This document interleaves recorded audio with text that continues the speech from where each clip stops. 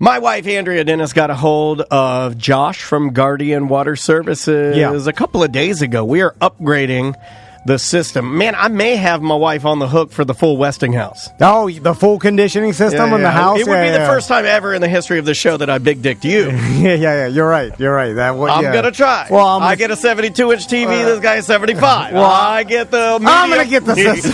I get the medium pile carpet. What does he do? He gets a high pile I'm carpet. texting Josh right now. Bring the system. But it really is great, man. You get so spoiled. Maisie's been making a lot of pasta. Yeah, that's her new thing, is to try and cook for herself. Yeah. And she is so bougie, she can't even eat pasta unless we boil it in Guardian water. Yeah, well, it's the RO water. Yeah. And if you get the RO system, they put the filtration system right underneath your sink. Well, they can really put it anywhere. Yeah, you're right. Yeah, you can have one in your garage if you wanted to. I mean, they're pretty awesome. But it gives you this little spout, like a fancy spout. We call it the fancy spout. Yeah, and it just gives you pure RO water, the same water that's in any bottled water that you buy in the store. It's like having a giant bottle of water that just makes delicious bottled water. And you could also hook it up. I've got mine hooked up to my fridge, so the water that comes out of my fridge and the ice is all cold. RO. Yeah. And then if that's for RO water, if you don't want to mess with filters and any of this other stuff, bottled water. And then you can get the full conditioning system that goes in your garage or on the side of your house. Saves all of your fixtures. Yeah, your outdoor pipes, fixtures, your pipes. It's your appliances. I got to have Modern Plumbing come by because I got some buildup. I think I have a calcium, whatever you even call that. It'll eventually build up to the point in my garage sink. Or you have to repipe or your appliances break. Anyway, talk to Guardian Water Services. Ask them. They can test your water for you. They're great. They give a lot back to the community. And to local charities. We don't talk about that enough. They do a lot with Yellow Brick Road. Josh and his team, I think, have earned enough for like 20 wagons at this point for kids that have congenital heart defects. So when you buy that Westinghouse system, when you get that RO system, you're working with great folks. Yep, it's GuardianWaterServices.com. Live from the Injured on the Go Just Call Mo studio. It's a blast! It's Orlando's own Tom and Dan. Hello. This is your Mediocre Time with Tom and Dan program. We hope that you will find our presentation precise, joke heavy, and just right. Thanks.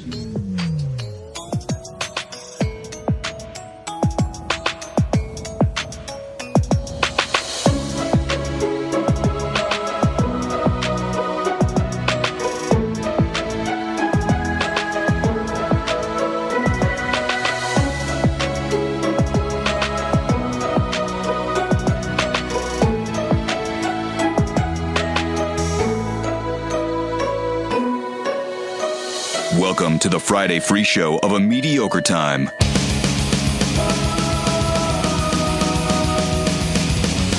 Hey, everybody. It is another Mediocre Time with Tom and Dan. I'm Dan. I'm Tom. On the couch. It's Boys Day. Today is a Boys Day. On the couch, it is our good friend from... Well, where do I start? Should I put Bungalower first? Yeah. Or Canada. Okay, from Canada. Yeah. Works at Bungalower. Or your dad's house. Works at Bungalower and the bus. The only thing dragging him down right now is the bus. Ladies and gentlemen, it is our good friend Brendan O'Connor. Hey, y'all. A couple things. Somebody else's catchphrase. You can't use that. You can't. Somebody else's catchphrase. Who? Savannah. Oh, well. It's a don't need any radio wars. 20 years ago. Don't need any radio wars. People are already calling radio wars. The Mess Fest is happening at the Orlando Science Center May 18th through 19th. My wife's face was a Mess Fest last night. All right. I knew we shouldn't have promoted on this show. What are you talking about? She was eating spaghetti. What are you talking about? I made a nice bolognese. You are a disgusting man. So that's where they create slime and explosions of, you ever seen the, internet videos where someone pours something in a beaker and it goes, and it shoots out elephant, what's it called?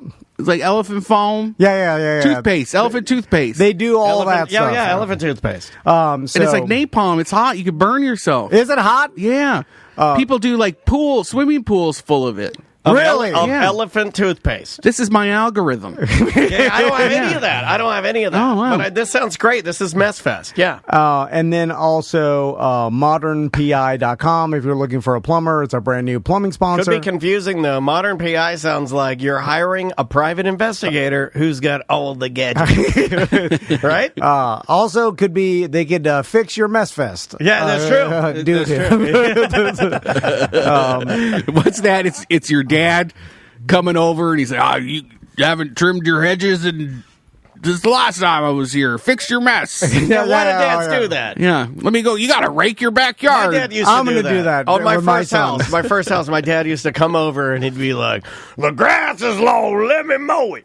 And then he'd want to do it. Love language, acts of service. You know the saddest, the only memory I have of my dad is my dad pulling out of my driveway in Deltona, and at this point he was so old. The only time he pulled out. No, he tried to put his legs down to stop because this lady pulled out in front of him, and he was on his motorcycle, and he just slowly fell over. Oh, no, Yeah, come on. it's What very was sad. it? Like the I like to president. remember my dad at his weakest point. Aw. Yeah. Yeah. That was the minute I knew that I was now the namesake because he was a weak man. All right, I promise this is going to be quick, and I'm going to stop bitching about it, and we'll move on. But Brendan, when's the last time you've dealt with the DMV? Oh. When I got my license. Okay, all right. Yeah. No other problems? I just had to get a renewal. I don't know how much I want to say. My license expired. This guy's fighting with the DMV actively right now. No, my license expired on my birthday, which is in October, and I finally just got a new one. Oh my God! You're in October. Can I tell you something? Can I tell you something with love? ago. Can I tell you something with love? Yeah. You could not be more perfect for this show. Can I tell you that with love? Yeah. That's with love. That's how I'm taking it.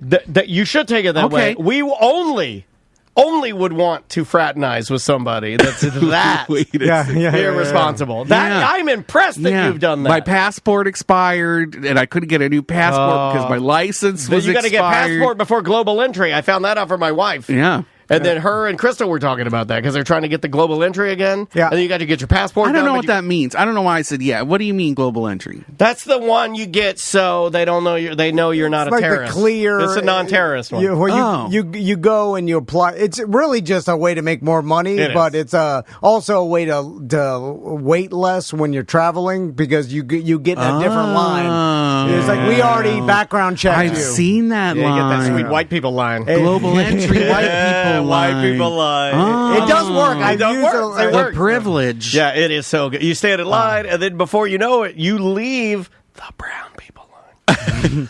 Which I always do think when I'm standing in line, I'm like, well, how do you know I didn't become a terrorist after I went through the whole, background Conversion check? takes longer than that. Doesn't it? Yeah, standard indoctrination takes a little longer. You can't get indoctrinated that quickly. Also, you Depends didn't how hot they are. You didn't do much research. Like It does look like a racist line, though. It does. Like when you look at it, it's a racist line. I just showed up and you took my picture. There's Like no luggage. It's just people with glitter skin. But they're really. You didn't interview my They interviewed my elementary baby. school They teacher. interviewed my baby. They interviewed my daughter. They did? Who's Yeah, they? we had to take her to this place, and then this FBI agent had to No. talk. Yes. Yeah, they had to interview her and take her photo and everything. To make Your sure sons that have done this too. You just weren't there. What? You got to take them, and they got to No, well, meet a border agent or whatever. I was there. I just showed up and took a picture. They didn't ask me shit. They didn't talk to your kid? No. They were. I No. just showed up. It's Yeah, So that's what did not Andrea normal. take me on? No, then you didn't do it. No. Andrea, did it. No, you didn't. I'm telling you, you Like didn't. as a preemptive Andrea thing? took me on this thing where both parents had to be there in front of the agent, and you had to, sit down and talk to him, and he asked you all these weird questions, and then they talked to my daughter. I think What'd they they were say? making sure you weren't human trafficking a little girl. Well, that too, but yeah, you had to meet an agent, and they had to see Maisie, and I had to be there. It was like one of those things like the bank does. You know, like the bank does for you and I, where you have to be there and I have to be there, and then we have to be shake hands in front of them. And that's Did how I they- forget this? I think you did. Because People block out trauma. Hold on. The chat room. I did TSA pre-check. They bring you into the Fed's formal interview. Yeah. Oh. TSA pre-check. Hold on. I got Crystal on the line because she did this and I lost my passport too when this whole trailer thing. I'm going to bitch about the. Okay. We're not there yet. Hey, babe, when we did the Babe. TSA. Hey, it's me, Hey, babe. Hey, babe. I remember you called me to the Sanford airport or some shit. Oh, you went to Sanford? Oh, that's not a real airport here. Wait, back up. I don't know what you're talking about. The TSA pre-check. He says I'm a goddamn liar, like Bubba Whoop-Ass Wilson. Not wrong. Because I said that the TSA pre-check, they took me into a room with the Fed, and me and Andrea and Maisie, and they had to talk to Maisie, and they stood her up on the chair so she could be eye level with the Fed, and he's talking to her, and he's like, "What's your name?" And she's like, "Maisie did it." And it was like a whole thing. Did you have to do that with your kids? We went to the Orlando International Airport into a room with a person. I can't remember. He had a badge. I don't know who he was or whatever, but the janitor. This guy, Tom, doesn't remember this because he takes too many marijuana pills. No. Your husband is on the marijuana pills. He takes too many. He said, "Did I forget this?" And I told him, "Yes, he did." And he called me a goddamn liar, like Bubba Whoop-Ass Wilson. And then we had to call you. That's my Florida medicine. Both kids, they didn't put him up on a box and make him eye level. That's some I don't know, macho. Yeah, he was my guy. You nailed it, Crystal. My guy was a macho Latin real man. He was a he's like, I like that. He was a Latin real man with big muscles. I bet. Yeah, he's like not going to get down on her level. But our kids, they did have to talk to our kids. They just asked them questions like, "What is your name?" Yeah. Or I don't think they were even old enough to know their Point on the doll where your father touches. What is it about? Did they? Well, I guess it's a background check, so that you go. It wasn't for TSA pre-check. It was global entry, so it was, I think, a little bit more more in depth. Maybe I don't know, but it's so you can go to the front of the line or skip the line at customs. Yeah, the white people line. We've been through this.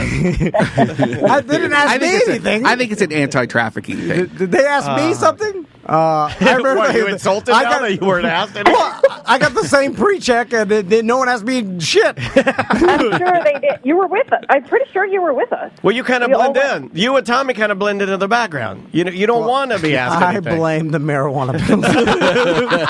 Anyway, okay, so back to the goddamn DMV. So I'm glad. Oh my God. So now that Crystal's okay, this is the craziest story that I've ever heard. Literally, can I tell you something? When this happened, I stood there in front of the first man I talked to, and I was like, nobody is going to believe that this is happening to us or to him, because it could only happen to you. Yeah. I don't know why. It's only you have the orb. You are mystically R-word. Like you have the universe, and then yours is R-worded. Okay. Your universe. R-worded. I got it. Yeah. You can't say it. Yeah. It's my fault for the most part. But this... How? No, this isn't my fault. This is not your fault, dude. Because karmically. That could be. No comment. So basically, I sent Crystal to renew my boat registration and my trailer registration. Brendan, I'm listening. Sorry, you wanted my peanut butter pretzels. You wanted peanut butter pretzels. You said run it loose. I'm running it loose. And then so she went to the DMV and she's like, "Hey, I need to renew this." Because she's a great wife. She's going to do you a favor. This is one of the things. She's checking off something on the list. She's going there to do you a solid. Yeah. So tell us what happened. Well, I just went in with I guess I didn't have anything, did I? No. Well, anyway. You don't need anything. By the way, you can get anybody's license or registration renewed. I got Seth's, his car, fucking... Bad Cat 69. His registration renewed. Yeah. You don't even need to own it. Yeah. You just you tell them the license plate number, and they're like, you want to pay for the renewal? You want to give me money? Sure, give me money, idiot. Which I did not know, but anyway. Then they give you the sticker. So what if you're just like, I'm going to get it, and then I'm not going to... I don't know. I guess I don't know why you would do that. That's a good prank, I think that's weird. There's not enough... Yeah. It's like going to the bank and saying, can I put $100 in this bank account? And people are like, that's not your account. And you're like, I know, it's the ultimate prank. You know, it's like it'd be a weird thing to do. But that reminds me, I am going to go get... If you want to do that, go ahead. Seth's sticker next time, and then just throw it in the garbage. So that when he goes and gets stick it to the head of your dick, take a photo, and wait until it's expired, and then send him the dick. Just to cause them the pain in the ass when they were like, oh, it's already been renewed. You know, and then he's like, no, it hasn't, because they will not believe you. You can do it. Go ahead. Well, anyway, I just went in there to renew it, and the guy said, okay, well, I got the boat, but the trailer, there's no trailer under this profile or whatever. And so I said, well, maybe it's under mine. He looked under mine. I gave him your driver license number. He couldn't find it. So I said, well, that's weird because I don't know how, what do I do? And he said, well, go take a picture of the tag and bring it back. So I drove to Sanford. I took a picture of the boat and the tag and the trailer and everything. Gosh. You should have called them and made them do it, by the way. They've already Why did you drive to Sanford? My God. They're just to handle it. They're just sitting behind the desk at Boat Tree. To be honest, every time I call there, it's like the people that work there, it's like the first time they've ever heard of a boat before. It's a good commercial. And this is a boat storage place? I do like the places you call, and when you call them, you know that they're too busy to help you from second to number one. When they're like, "I'm the boat truck." But they're not busy. No, they're not. They're just sitting there. Yeah, Anyway, it's like they're high. Hold on. What? So then what happened? So you took the picture. So when I came back, and I had to sit in the line again, or get in the line again or whatever, so I'm there for 40 minutes or whatever. Yeah, if only you had global pre-check. Yeah, right. It's a long desk. Like, there's 15 or 18 stations or whatever, so I'm all the way at number one. And which DMV are you at? Are you at the one... It's on Wilshire and 436. Okay. So it's like in Castleberry. That's a great DMV. I'm a big fan of the Castleberry It is great. You know what? Honestly, they do get you in and out of there pretty quick. They do. I'm a fan. But anyway, so they call my number. I put my purse on my shoulder, and I start walking the long length of this counter. Wait a minute. Why'd you put your purse on your shoulder? There were suspiciosos there?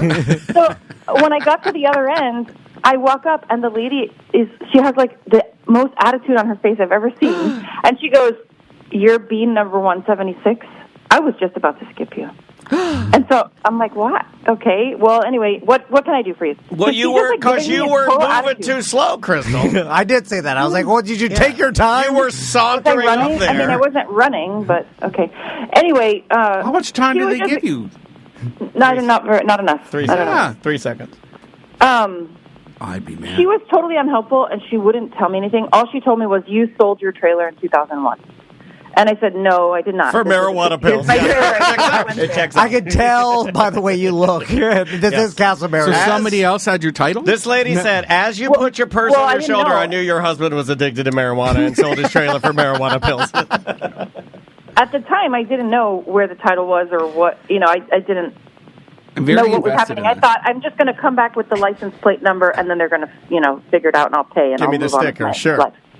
So she's telling me, "You sold your trailer in 2001." And I said, "Well, to who?" And she said, "Well, I can't tell you that." What? And I'm like, "Well, who sold it? Who's it sold from? Was it sold from me or my husband?" And she said, "I can't tell you that." What?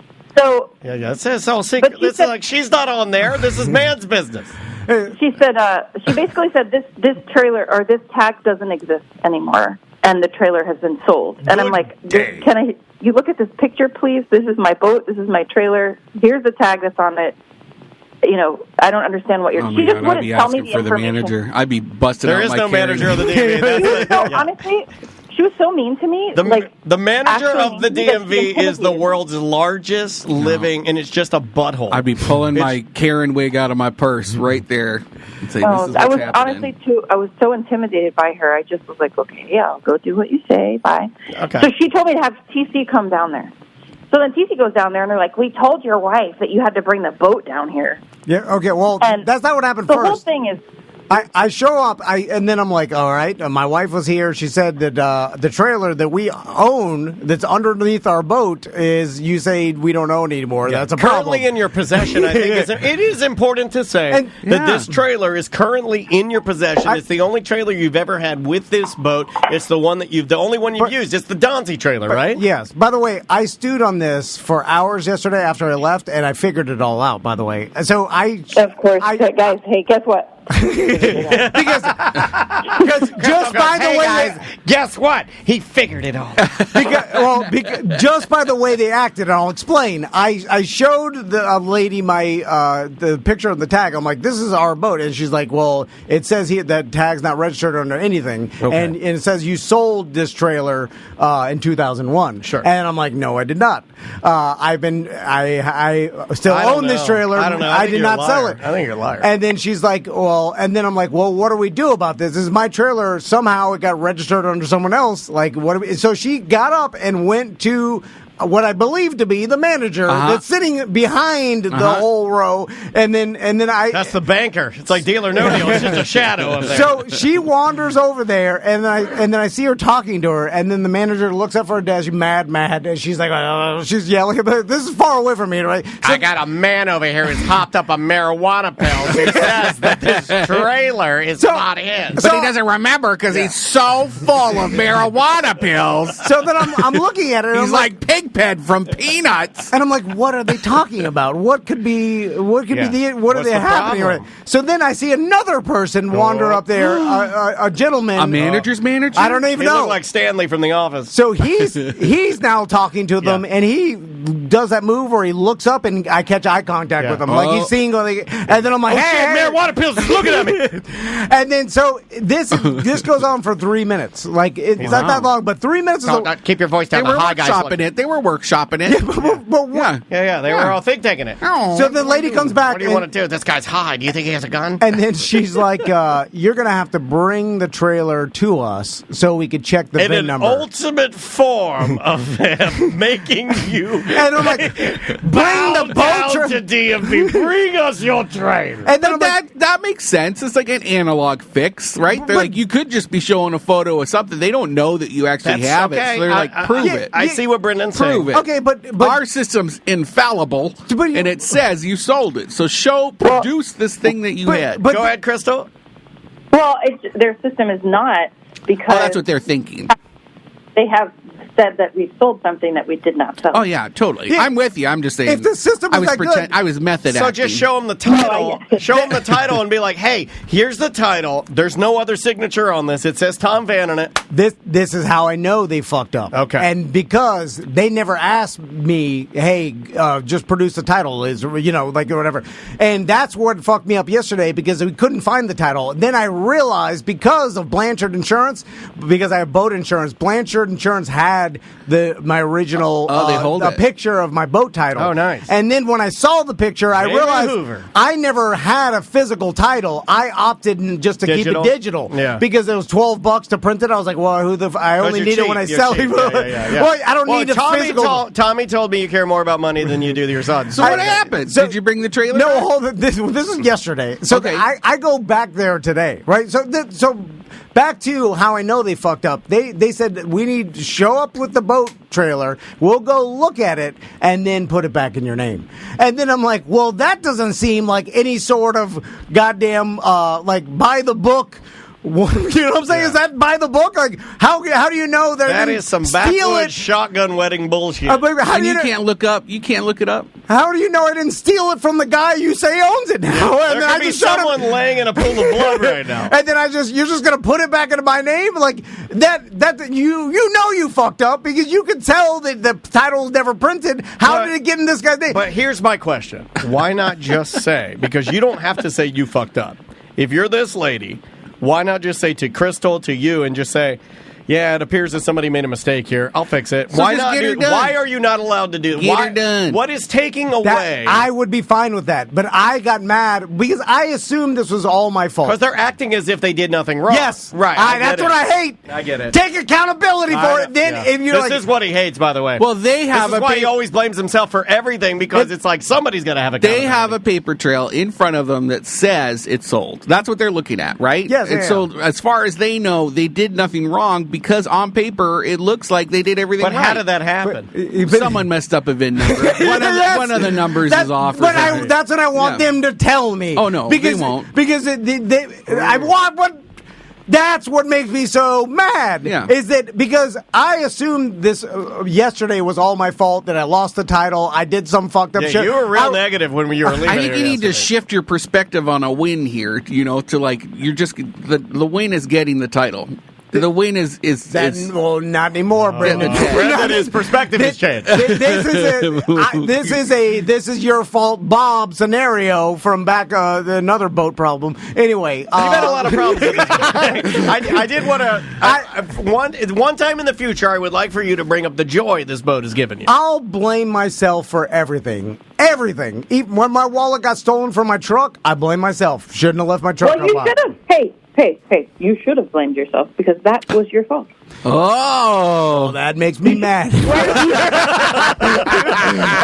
makes me mad that you're blaming me. I want to blame myself. so this is love. You stay the fuck out of it.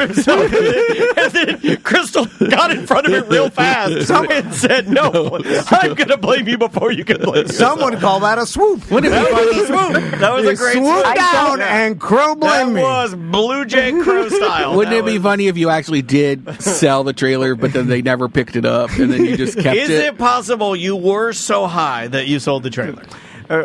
No, it isn't. Okay. But it was possible that I gave Andrea's dad, instead of the title. This is what I was thinking yesterday. I even talked to Andrea. I was like, did. could I without talking to me first? This man goes and calls another man's wife. Whoa.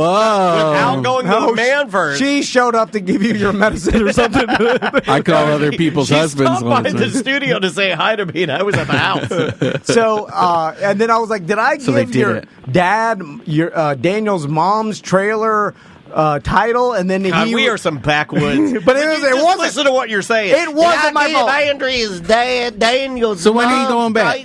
Okay, went back this morning. Okay. And then so enough is enough. So and you shoot up the place this time? What'd you do? Because I was going to be like, wait a minute. You can't make that joke. You can't make that joke. I was like, you are asking me. By the way, it happens. There's no place to. I'm going to fucking bring my boat and trailer, goddamn 25-foot trailer into the DMV. You got to park it at CC's Pizza and walk over. That's a big trailer. There's no place to park. This place is shit packed. It's Castleberry. Everybody's having an unfortunate problem. Are you going to bring Brendan out on your boat? Park it right in the middle. Park it right in the middle, right by the front. They told you to bring it. Why don't you do that? Why don't you be a Florida dickhead and park it right on the sidewalk? Here you go. Well, then the fucking cops come and they're... And you're like, hey, they told me to do it. Hey, Salt Life, motherfucker. Nowhere else to go. Salt Life. Hashtag Salt Life. Salt Life. Then the other people are yelling, like, I don't want to do any of this. And by the way, I didn't do nothing. You did nothing. I was fucking sitting here. I did nothing. He just, no. That's why I'm mad. You know what you did wrong? I just sat here. Can I tell you what you did wrong? You tried to pay the government for the sticker.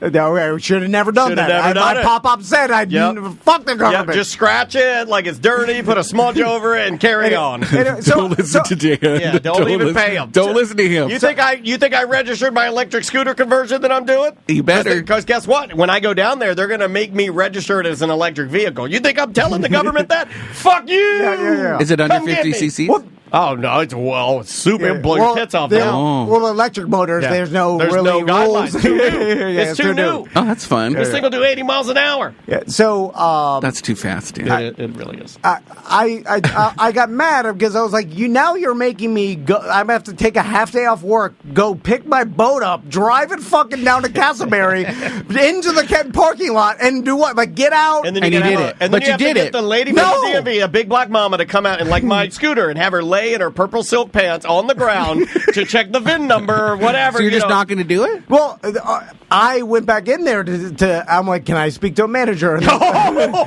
this is this morning, right? And the place is shit packed, by the way. His Karen wig. And then I knew this was a mistake right from the beginning. Because right when I walked in, I walked into chaos. Why didn't you? Everybody's pissed. Crystal, why didn't you? Like, would you have done this for him? Because Crystal's very good at this. No. But they need to talk to me because Oh yeah, that's right. That's not fair. Yeah. And that is so I'm not sending Crystal to go. This is a goddamn. It's a bad idea to begin with. Even though you're the wife, Crystal. Yeah. She's married to him. For Christ's sake. Yeah, but they don't. Right. Technically, right? Anyway. I just think that's insane. But I guess the ex-wife could be in there. It's not fresh yet, like that sort of, or it is fresh rather. I guess going in there to cause maybe that's trouble probably something. happened before. I'm sure. And then they sell it, and then you don't have a record of the trailer. Yeah, that's why they don't do that. So then they were like, "Oh, well, you don't need to bring it in here. We'll hand you. Here's an affidavit that you can get a cop, call the non-emergency number, and then call the cops. Who is David? And they'll come and then verify the VIN number and then sign it off, and you just bring this paperwork. Wow, I wish they had given that option before. Amazing. Yeah. I was like, well, that was always an option. You wanted me to bring the whole shit, but then also, I'm not gonna fucking whatever. No one's gonna do that. You call the non-emergency cop. I'll do it. No, we got a BDM cop that'll do it for you. Who's gonna take the time to go and do this meaningless bullshit? Someone listening to us right now will do it because someone who doesn't want to be out chasing cars. I am going to forge the signature for this because. Don't do that. You're just going to get into another situation. Is your wife smoking a bong? It said unless she put her bong down. How can I get in another situation? Are they the person at the DMV isn't going to, what are they going to do? Cross-check who signed the shit? No, they don't do nothing. No, they fucked it up to begin with. Cross-reference. Cross-check is hockey. Whatever it is. They're not doing nothing. I'm writing whatever. I'm going to do it today. He's still in Canada. It's a jury. And there's going to be an officer number that's going to have to be in there. Like, you can't do I'm just making it up. They're not going to check. Here's they took the title out of his name, but with whose permission or signature? Why don't you just call Mo DeWitt? No, I don't. No, my God. Why are you guys making this bigger than you need to? I am telling you what to do. You can never get a sticker for your trailer ever again. You have to. It is now on the land boat. By the way, on the land boat forever. I wanted to, I'm like, I've been driving around this thing for 2 years with a tag that's not even registered anything. Like you also just admitted to a felony. I could be in jail for multiple DUIs. Why would you do that to me? Why that wasn't your fault. That wasn't your fault. What? I contend. Yeah, but the cop's not going to believe me. If you get a DUI because the DMV messed up your trailer and sold it to somebody else, I say, oh my God. I'm joking about the DUI. I'm just saying, do you think the cops are going to believe that the fucking DMV screwed this up? They're just going to give me a ticket or take your trailer, take your boat. Like you're driving an unregistered trailer with a tag that's not registered to anything. And then I'm going to be like, well, the DMV screwed it up, and they're not going to believe it. Anyway, the whole point being, how easy is it for them to fuck up the DMV? It must be easy, right? I don't want to dump on them. I went in to get my license renewed. I didn't have any paperwork that corresponded to where I lived. I had an expired passport, like with the wrong address on it, and I got it. And I got it. They worked with me. It always airs on the side of dysfunction. It was lovely. It airs on the side of dysfunction, I feel like. Is it an airtight situation, or is it fucking loose? And did someone just, when I got my... The DMV sounds a lot like this show. Did they just enter in the information and now you're... I mean, how much is this going on? Could you ask who you sold it to? They wouldn't tell me. They wouldn't say. Yeah, they wouldn't tell Crystal. But you sold it. They wouldn't tell Crystal. Maybe they wouldn't tell you. They wouldn't tell me the name, or they wouldn't say shit about it. You should say, I sold this. You're telling me I sold it, so tell me who I sold it to. They knew they fucked up, so they didn't want to. That's why they went and talked to the manager, like, just see if they can get him. Like, they're like, for sure. Get him to bring the trailer down here just to piss him the fuck off. They're like, for sure, this is our fuck up. This happens all the time. I can see it in his eyes. He'll do it. He's on this marijuana pill. You don't have him question it, because... I think he goes to Truly. Because for sure, if we check, the trailer was registered under a different person's name the same day that he registered his boat, because we fucked it up. I'm still absolutely like. So what do you? So there's no recourse here? Yeah. I'm taking the paperwork. I'm forging the officer's name. I'm saying this is verified. I'm going back in there. I'm showing them, and then they're putting it. Because you're not going to do. Here's that. the thing. You're not going to go. How can it be illegal? This is my shit. This their fuck up. It's illegal because you're impersonating a police officer and signing a paper. But I'm doing it to rectify a problem that's a nothing. But that's the smartest thing that's been said, is that like you are. Who does that hurt? You are trying to do something horrible. I'm gonna waste the cop's time by taking them to fucking boat tree. Crystal, can you have him get on the goddamn floor like a dog to look at my VIN number? Crystal's gonna have to call. I did like that you added the dog part on there. We have talked about a lot of things, right? But I have never heard this much concern in Crystal's voice, in Brendan's voice. No. The chat room is literally melting of people that are like, enough is enough. Talk him out of this. Do not let him do it. It doesn't even... The whole system is flawed. No one even cares. You look like walking down right now. Like you're going to get out of your car and just start... Then you go to the Army-Navy store. You're killing a Nazi. I think your hair just started falling out. Hold on. In their system, this is someone else's shit. And I'm just going to show up with it. And they see, like, oh, you have it. So I'm going to put it back in your name. What about the other guy? You got to turn this over to Crystal, man. You got to let... I think so, too. Right? You got to let... This is all nonsense. Actually, well, what's going to happen, though? Because then what happens? You're going to switch the title, and then this other guy's going to try to do it. No, it's the same number. No, he doesn't even have the idea that it's in his name. He's a fucking nobody. Tracy. He's dead. He could be dead. He just... In their records, though, something's messed up. And they got to... I'm surprised. Like, why can't they talk to the other guy and make sure? Because the Tracy's calling a cop friend of hers right now to handle this. No, for you. Is that what you want? No. I don't need. I'm just going to write his name down. What are you going to put? What name? Santiago. That's a good name. Santiago. Bill Javier Santiago. Tracy just wanted an excuse Bill to come Johnson. in. No, you can't do Bill Johnson. Yeah, Bill Johnson, the cop. Sergeant Bill. Oh, you're going to write. Bill So you're going to Johnson. write Bill Johnson, the cop. They're not even going to look at it. I looked around and I'm like, this whole operation is like goddamn shim sham. Like no one. I look at the customer. Sham, I was taking a bam. he's Everybody in here. Crystal, I'm sorry. Do you need to go? I didn't like you screaming at your wife. Thanks, No, Crystal. I wanted to back it up and give my theory. Okay. Okay. Go ahead. Casey, did you tell them whose name was on the title when we bought it? It was not the name of the person that we bought the boat from. It was another person. Michael Jackson. Yeah. And so I always was like, well, that's weird. And the trailer also is not the trailer that is meant to be for this boat. It's a Donzi trailer, which is like a jet boat. Yeah, so you're calling Falconer's reputation into question. Yeah. Falconer Jones. No, like, This whose is trailer all is this? Falconer Jones. No, I will play the song. Falconer, you need to fix this. You are a man of your word. You have such a unique name. I will ruin you if you do not fix this. No. The person that we bought the boat from and trailer from he did not have the title for the trailer. A different person's name was on the registration for the trailer. Yeah, but you guys are always flying too close to the sun. You're always looking for the deal. No, you're trying to... This other person... Wait, let me finish. I think the person who got their trailer stolen is now come and said, okay, now I know who has my trailer, and reported it stolen, and now they're calling a cop for us, and they're going to arrest us. So you bought a stolen trailer from Falconer Jones. That's what I'm here. You bought a stolen boat. No, that's what you bought a stolen boat from Falconer Jones, and his I don't think reputation Crystal's wrong. I think that's a pretty good theory. Yeah. No. Hold on. Oh my God.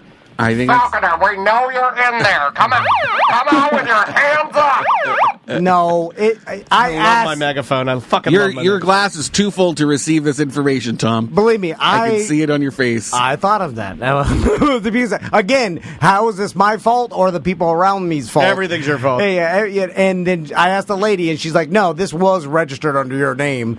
And then it got sold until it was reported stolen. No, that's not how it works. You can't report something stolen. It's already registered under your name. They'll look at it and be like, "Well, it's not registered under your name." And that happened. The incident. What did you say? 2001 again? 2011? Yeah, 2001. I don't understand. So they would have come for you already, Crystal. I know how this happened. When they went to renew the tag under my name, someone just fucking had a typo and then just went to someone else's name. And that's what makes me so mad. That's how easy it is to fuck it up. Well, it should be that easy to fix it then. Just change it. That's what I was yelling about. And they're like, no, bring the goddamn whole thing down here and we have to get out and look at it. They're Or going to call fix the it cops. once you fill in that form.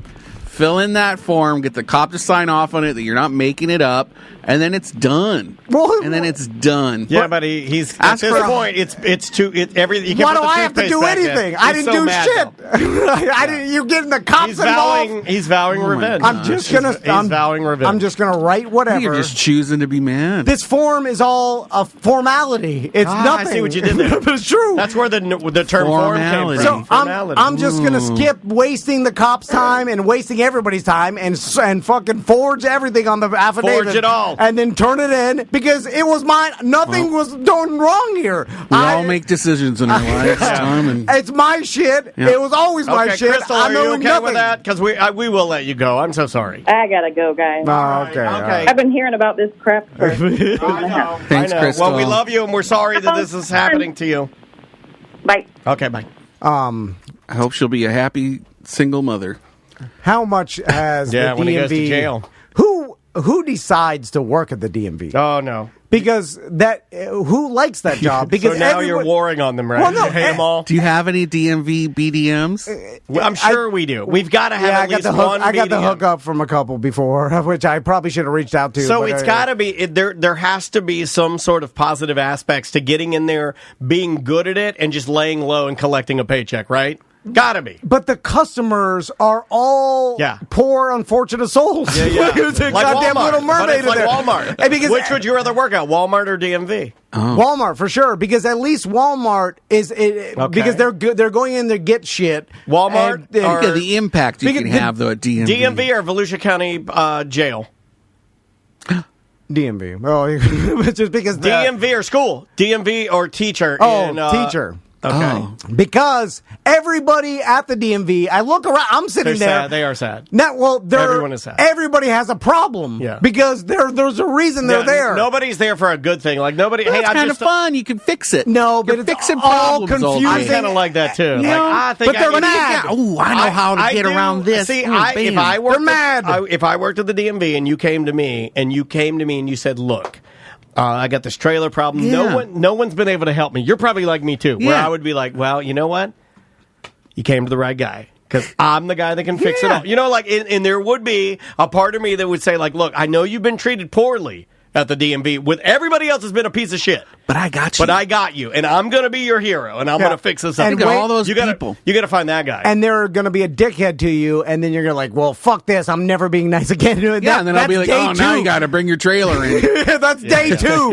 I'm just I saying. can always hit the trailer button. It's up to you, buddy. What do you want to do? Who wants to work at a place where every single person you're dealing with has some fucking issue? That's exactly what I do And now. it's mad. I mean, That's your exactly wife. what I do Your now. wife, Is it? Yeah. Your wife used to That's do my it. life. The moving company that she worked for. Like, name the last time that somebody called Crystal up when she worked at the moving company to thank her for such a great job. Other than me, because I did. They did a great job. Yeah, well, that is also a Or tires. You work at Gator Action Tires. Tell me one person that comes in there that's a happy person. It's just like, hey, man, your tire saved my Yeah, life. you did a good job on the tires. Save Nobody lives. thanks you for that. But at least with the tires, if you are buying new tires or getting something new at the end of the time, the DMV, you're either paying the government for a fucking sticker, which you're mad about it, and then or something's fucked up. I know. We were following that bear story, that bear in Audubon Park. Yeah, you guys are getting roasted. Yeah. I didn't understand why, though. This lady just accused me of being complicit with the bear's death because we did all those stories about it. And I'm like, bitch, what are you talking about? Can I tell everybody? And I hope that I'm going to lose some listeners saying this. Oh, okay. I don't give a fuck about that bear. I don't give a Why would you fuck. say that? Come no, on, my it's wife a- said it's no, a but bear. no, I don't care. But it doesn't impact my life. My wife's like, "Did you hear the bear died?" I was like, "Oh, I'm so sorry." That's about as far as it goes. Well, guess what? You see what I'm saying? Like, I don't care. I don't want the bear to die. I don't want the bear to die. I'm not wishing death on it. But, like, my wife told me it died, and I was like, okay. And then she was, like, mad at me because I didn't care that the bear died. And I'm like, well, of course the bear died. It was doing a bunch of stuff it shouldn't do. And it got hit. It's a turning over trash cans and touching butts. If a bear gets out of the woods, and if the bear ends up in, like, Deezerland, or the bear ends up, in the bowling alley, it's going to get fucking killed. That's what happens to bears. Yeah. It's it's a nuisance animal. You guys took angry pills today. We did. We are. We got to take a break. Your weed pills were not real. You've taken fake weed pills. think we scared There is no chill. Every other time Brendan's been in here, we've been we had the female element. Oh. Here, I'll more sass it up. aggressive. Yeah, Let me too much sass it up. testosterone. I'll be pumping you in a minute. Oh. It's that fine. mean? It's all. You don't want to know. It's all You don't wanna fine know. because when I take this form back to the DMV, it said, "Hey, and I'll get it back in my name, and then I'm going to tell you guys about It's it." funny because the And chat I'm room gonna- really does not want you to. And I'm going to tell everybody I did this, and no one cares. Okay. No one will care. No one will I'm investigate okay with it. No one even look at it. I'm okay with it, but the chat room is not. I'll Sam would do it hate on the Crystal show. Says no. Brendan says no. I'm okay with it. I'll follow you to hell. Well, then, I'm Don't put glad- words in my mouth. Follow I you want to down. know what happens. This So- guy told me he would help me bury my dead wife. No, I'm not. Oh, that's nice. If now I need can't be. do it. How would you do it? Would you dig the hole or would you throw her in? No, I'm not doing. Come on. I wouldn't make him do the messy part. Yeah, I would do all that. Chop her up and put her in I little would do bags? that. I'm gonna need my salsa back. No, because I would be like, what did you do? I'll be like, You I'll drive tell the you, boat. and I'll She do didn't what deserve this. everybody Drive says. the I'll be like, boat. I'll tell you later. It's complicated. Drive the boat and take her out to Lake Jessup. We can't drive the boat. We don't have a trailer to pull it. So now we can't bury the fucking body. Now you can't help them bury. The name of the band is Erie, E-R-I-E. It is an acronym. The name of the song is Bad Man's World. We'll be back with more A Mediocre Time momentarily. Oh, after this song is a song by Them Starcade Boys. If you like funny wrestling hip-hop, stay tuned.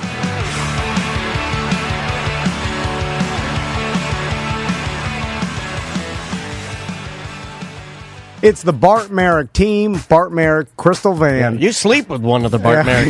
Yes, I do. You do? And it's not who you think. And if you're looking to sell your house, if you're looking to buy a house, they're going to give you the best opportunity to either get the best price for your house or get the best bargain on the house they you want to buy. They got the knowledge, and just simply put, I think they're both wonderful, wonderful people. Everything in life is about reps, and Bart and Crystal have the reps. They have the experience in all the different markets, pre-pandemic, in the pandemic, post-pandemic. Out of the pandemic. It's all different. It changes a lot, and the way you negotiate changes, and the experience matters with the Bart Merrick team. And we have Andrew on the line. Did you buy or sell your house with the Bart Merrick team, Andrew? We bought and sold. Okay, you did it. That's a double dipper. That's called the 69. You did both. So, Andrew, how was your experience with the Bart Merrick team? It was great. We were real particular about what we wanted. We were real pains in the butt.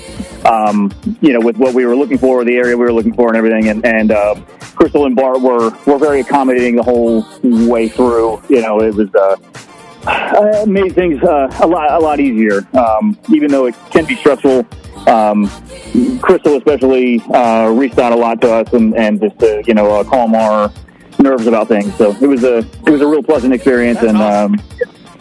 Well, really good, man. Andrew, thank you for using the Bart Merrick team. Obviously, you can come in and watch a show. That offer's been around forever. Bart's been with us for 10 years. Yeah, it's got to be 8 years. I think it's like 8 years. And with hundreds and hundreds of houses sold, they have the experience, and that's really what I kind of want to get out to everybody. Yeah. A lot of people use friends and family that are realtors, and just because it's a favor, and they may have sold 2 houses in a year. Well, Bart and Crystal can look at the scenario. Let's say you do find something, or let's say you want to sell your house. They can look at it, and normally, and I've seen Bart do this with in a couple of seconds, he already has a plan and already knows whether it's going to work or not work. And if you don't come in with the right offer, you're going to lose the house. And the only way to come in with the right offer is to have the experience. Yeah.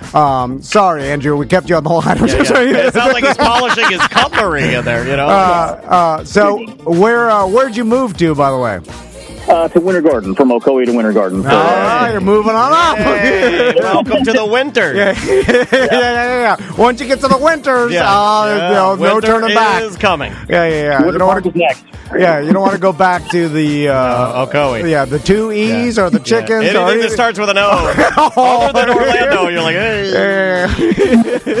I'm joking. Anyway, we're not really joking. That's how we feel. We're not joking at all. He said we're joking, but when he said that, I was like, I'm not joking. Andrew, shoot us an email. Come in and watch the show, okay? Yeah, we're set for next Friday. Oh, great. Who did that? I thought the Sam did that? Andrew's busy. You hear him? He's in there. He's getting his shop vac out. He's starting for the day or whatever he's doing. I'm actually vacuuming the pool at the moment. Oh, my God. No, we'll let you work. We're sorry. All right, dude. Take it easy. All right, big. Oh, my God. You're a pool man? He's like, I got to do this. I just bought a house. I'm house poor. You moved to the winters and you're a pool guy? That must be better than I thought. How big was the pool you're cleaning? You're cleaning Beyonce's pool? It's the Bart Merrick team, BartTheRealtor.com.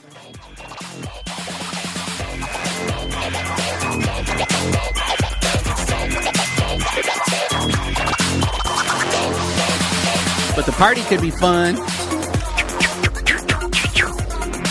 This is the pick of the week. This is them Starcade Boys with Real Freaky. I love that. Yeah, it's good.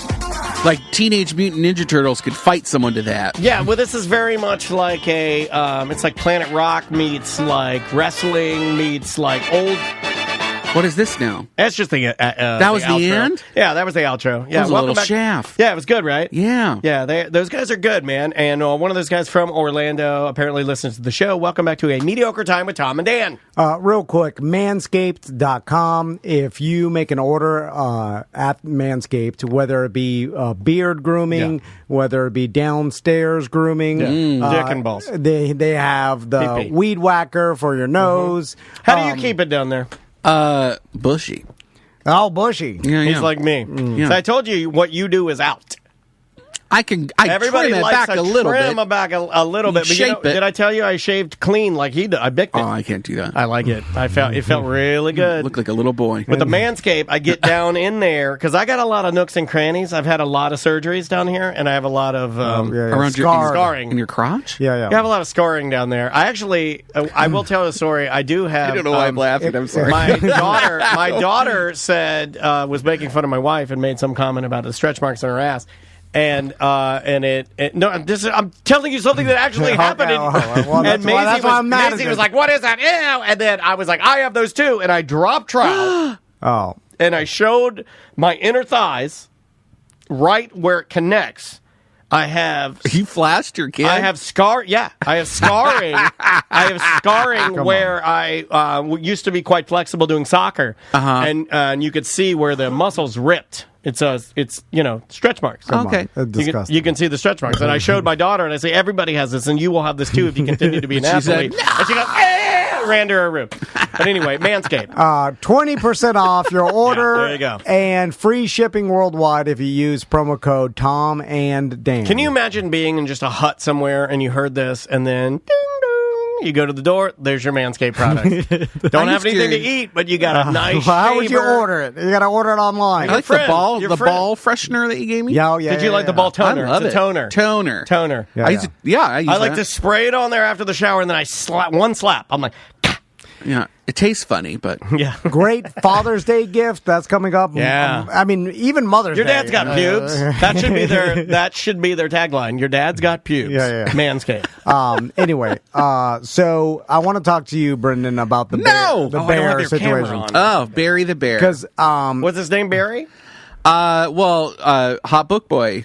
He's listening right now. I thought you weren't supposed to call him that because he made him uncomfortable. I did. Okay. I'm not supposed to, but he can handle it. He actually got mad at me last time because he said I made him sound soft, and he's not soft. He's a hard boy. He's a hard man. He's hot book boy. Hard. What are you talking about? I mean, it's hard. Long, hairy, hard to carry. That guy. Did you see the video he did? He did like a storybook AI.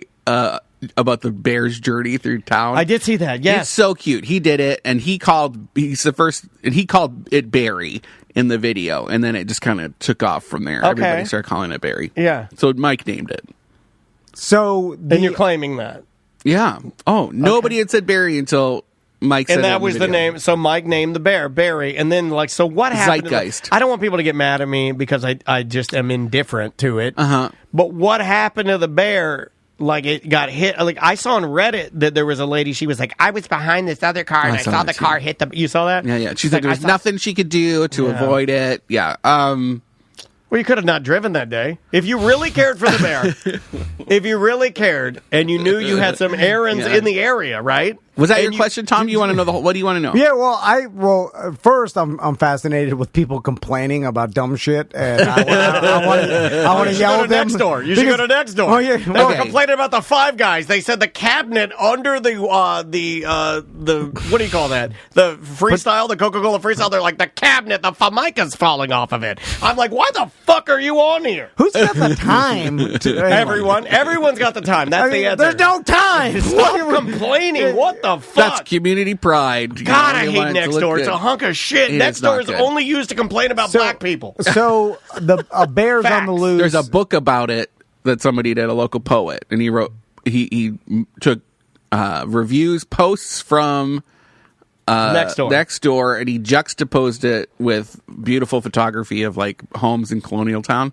And it's just really interesting. It's very xenophobic, a little racist. All these comments. I'll find that. Yeah, I think you'll really like it. Yeah, I would like that. Burrow Press. Ryan Rivas wrote it. All right, there you go. I'm sorry. See, Brendan's cool. The bear. I woke up on Monday and somebody had seen a black bear running down the street near Lou Gardens, and so I just shared that video.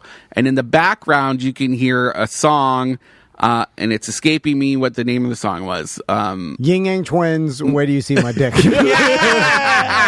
Whisper song. Or Let Me Smell Your Dick. Oh, Let me smell your dick. Smell my dick.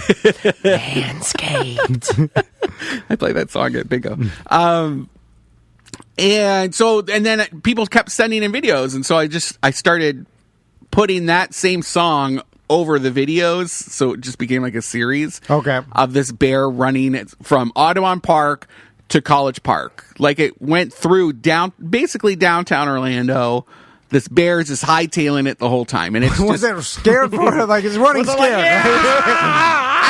You know what? Wandering? For the first two, it was wandering because it was earlier in the morning. By the end of the day, there was like a community service officer at Ivanhoe Village with his lights flashing. That was one video that somebody took of it, like, chasing the bear. Okay, yeah, they're scaring the good. Why were they chasing it with their lights on? And then it got in a tree, and then there just shoot it out of the tree. A wildlife photographer who lived nearby, like throw your camera an award-winning animal photographer. He took these beautiful photos of the bear and sent them to me, and so like, get the fuck out of that tree, you motherfucker! We're gonna shoot your ass. Anyway, so OPD was on the scene at College Park. We just kept sharing this content, and it kept growing. We're big and fat like bears. And I called it Bear Watch 2023. Okay. And people were like, more Bear Watch. And I was not one of those people. Leaning into it, and I loved it. I didn't even know what was going on. My wife she's like, you hear the bear? I got fucking working here. I got a fucking business that's failing. And you're telling me about some bear? There were people messaging us like, this is all I'm doing today. Tom's trailer is stolen. All you're doing. I was like, a ghost stole Tom's trailer. The business is failing. Brendan doesn't know he's supposed to be here Friday. I was freaking out. Sam's not here. I am disheveled every second of the day. You're a bear. You're the bear. I'm pulling my pockets out. I'm grabbing my hair. So you didn't have time for the bear. Paperwork falling. There's numbers. Everything's going wrong. I have a life with I have a child that's in dance. I have gotta find joy where you can find it, and my guys. wife's like, did you hear about the bear? I'm like, I don't have time. You're just sitting there looking at a bear? Well, you're not my target demographic. How do I have time for the bear? And people loved it. It took on a whole thing. And then Mike did this cute video, animated video about it. And people were like, drinking the Kool-Aid. People were very invested in this bear in the city. And I was not invested. I would keep saying that. And I was then not OPD invested, didn't even know. Was on the scene, and OPD's like, we don't really do anything with large animals. That's up to FWC. We don't know what to do with anybody. And what do we do? What would you do? Gotta go verify someone's VIN number on a boat. Sorry, I got a guy up here who's a ghost stole his trailer. I'm gonna get down on the fucking floor like a goddamn dog. I gotta go arrest this guy full of pot pills. Or I forged a document. I got a guy in flip-flops up at the Castleberry DMV really making a scene. He impersonated a police officer. I found out he forged it. Good. I don't want to fucking go out there anyway. No one does. I think most cops would say they would prefer to not do what you're doing and would rather shoot the bear dead. Let me shoot it dead. Stop. It's more fun. Well, that's another thing. There's a lot of cities that don't relocate Why bears. shouldn't and we so shoot I it was dead? like, Why so not? I'm like, hey, if people have a connection to the bear, then they're not going to shoot it. Why do we need the bear? Make the argument. There are 4,000 bears left in the state of Florida. Apparently, not black now they're not. 3,999. And FWC doesn't. It turns out they don't. That's a bad name choice because it's easy to go FWC. You know what I mean? They need a different name. Well, that's what people are saying now. They're very not trained to handle bears. There are some of them. We're alligators only, man. And they have bear biologists on the team. They're bearologists, but they're not specific to Orlando, so they have to bring them in. And then there's only some of those biologists are trained to use the trank guns, and so they don't to use the trank guns. Let anybody use it. It's a trank gun. You but it doesn't. It falls out of the trank. No, it doesn't work right away. And so like the bear could run into traffic or climb a tree and fall out and hurt itself. You shoot it twice. Look, what do I do when I take one marijuana pill and it doesn't work? I take another one. So their stance is to just sit back and watch it and let the bear do its thing and hopefully find its way outside of like a problem area. But the issue with this bear was it went through Dub's Dread. Yeah, this bear likes golf and hamburgers. And then it was sandwiched in and it had nowhere really to go. And it ended up getting hit by a car at Edgewater. What kind of car? Fairbanks. I don't know. Do we know? Do we know the make and model? I would like to know the make and model. Just run out into the yard or to the street and then the car. Did it instantly die or did it do that move where it got hit and Well, someone says Oh, and then they're like, I'm sorry, we have to go. 3 shots. I'm not going to laugh at that because I'm getting in a lot of trouble for this story. Oh, really? Because people are blaming me for it. Because you killed the bear. That's what I heard. I killed Barry the bear. Choked it to death. Because I mean, all your goddamn promotion. We didn't take it seriously. No. We didn't take it serious. The bear was I'll in take distress. the heat for you. I don't give a fuck about the bear. I don't. I know. I'll take the heat for you. If anybody message you, it says, fuck you, Brendan, fuck Bungalow. Like, you just forward it to my email, and I'll write it back and say, I don't give a fuck about that bear. Go read the comments. I really don't. I know you don't. I don't give a fuck about the bear. I do. I mean, I don't want living creatures to die. I love wildlife. I love my pee-pee dogs. Like, But what was anybody supposed to do? Yeah, it's like, an impossible task. It ran into the tree. You're like, I can't leave this because guess what? I think we need a better system. There needs to be this is a great opportunity to work with FWC. We need other systems before we need bear systems. That's just me. We need wildlife systems. Wildlife in conflicts. But if all the wildlife dies, we don't need the wildlife. Awful. Awful. And that's what's happening. I know. You know? I know. That's what's happening. And we have to have a way to design. This is a design problem, right? And it's also a policing issue. And there's a way to come up with a solution where when a bear comes back through College Park, it doesn't. That's why. There were a lot of people that said. They made that joke? Yeah, if it was a white bear, it'd be alive. If it was a white bear. Although polar bear killing machine, they would have definitely killed a lot of people. If I were rich, I would drop one polar bear into Florida just to see what it does. It's a killing machine. Drop it and let it go. It hunts humans and kills them. Like a Terminator. My dad got out. He drove an ice road once, and he got out to take a pee. I saw a picture of your dad because he's on the set. Your dad's on the set of a movie right now, right? Yeah, there's a lot to unpack right here. He got out of the truck to take a pee, and when he came, and then he just kept walking. He was just looking around or something. He made an Anook shook, like the stone pile on the side of the road, and then came back. And when he came back, there were polar bear tracks around his Jeep. So it was looking for him. No shit. Yeah. I saw his dad. I did too. He's a real man. He is a real man. He's a Canadian real man. Handsome. Rugged. Yeah. You have a cool dad. I do have a cool dad. Traditionally, he's been a very beautiful man. He's gotten through a lot of scrapes and stuff in life just because he was good looking. What movie said? I know you can't. Really... I can't say much. Yeah, I don't want to get you into trouble. But Dad's on the set of a movie now, right? With Bryan Cranston. Yeah, up in Canada. And so Dad is an extra. It's Breaking Bad, eh? And he might be in one of the... Is that something that he does regularly? No, nothing. Why is he so naturally cool? He does cool things.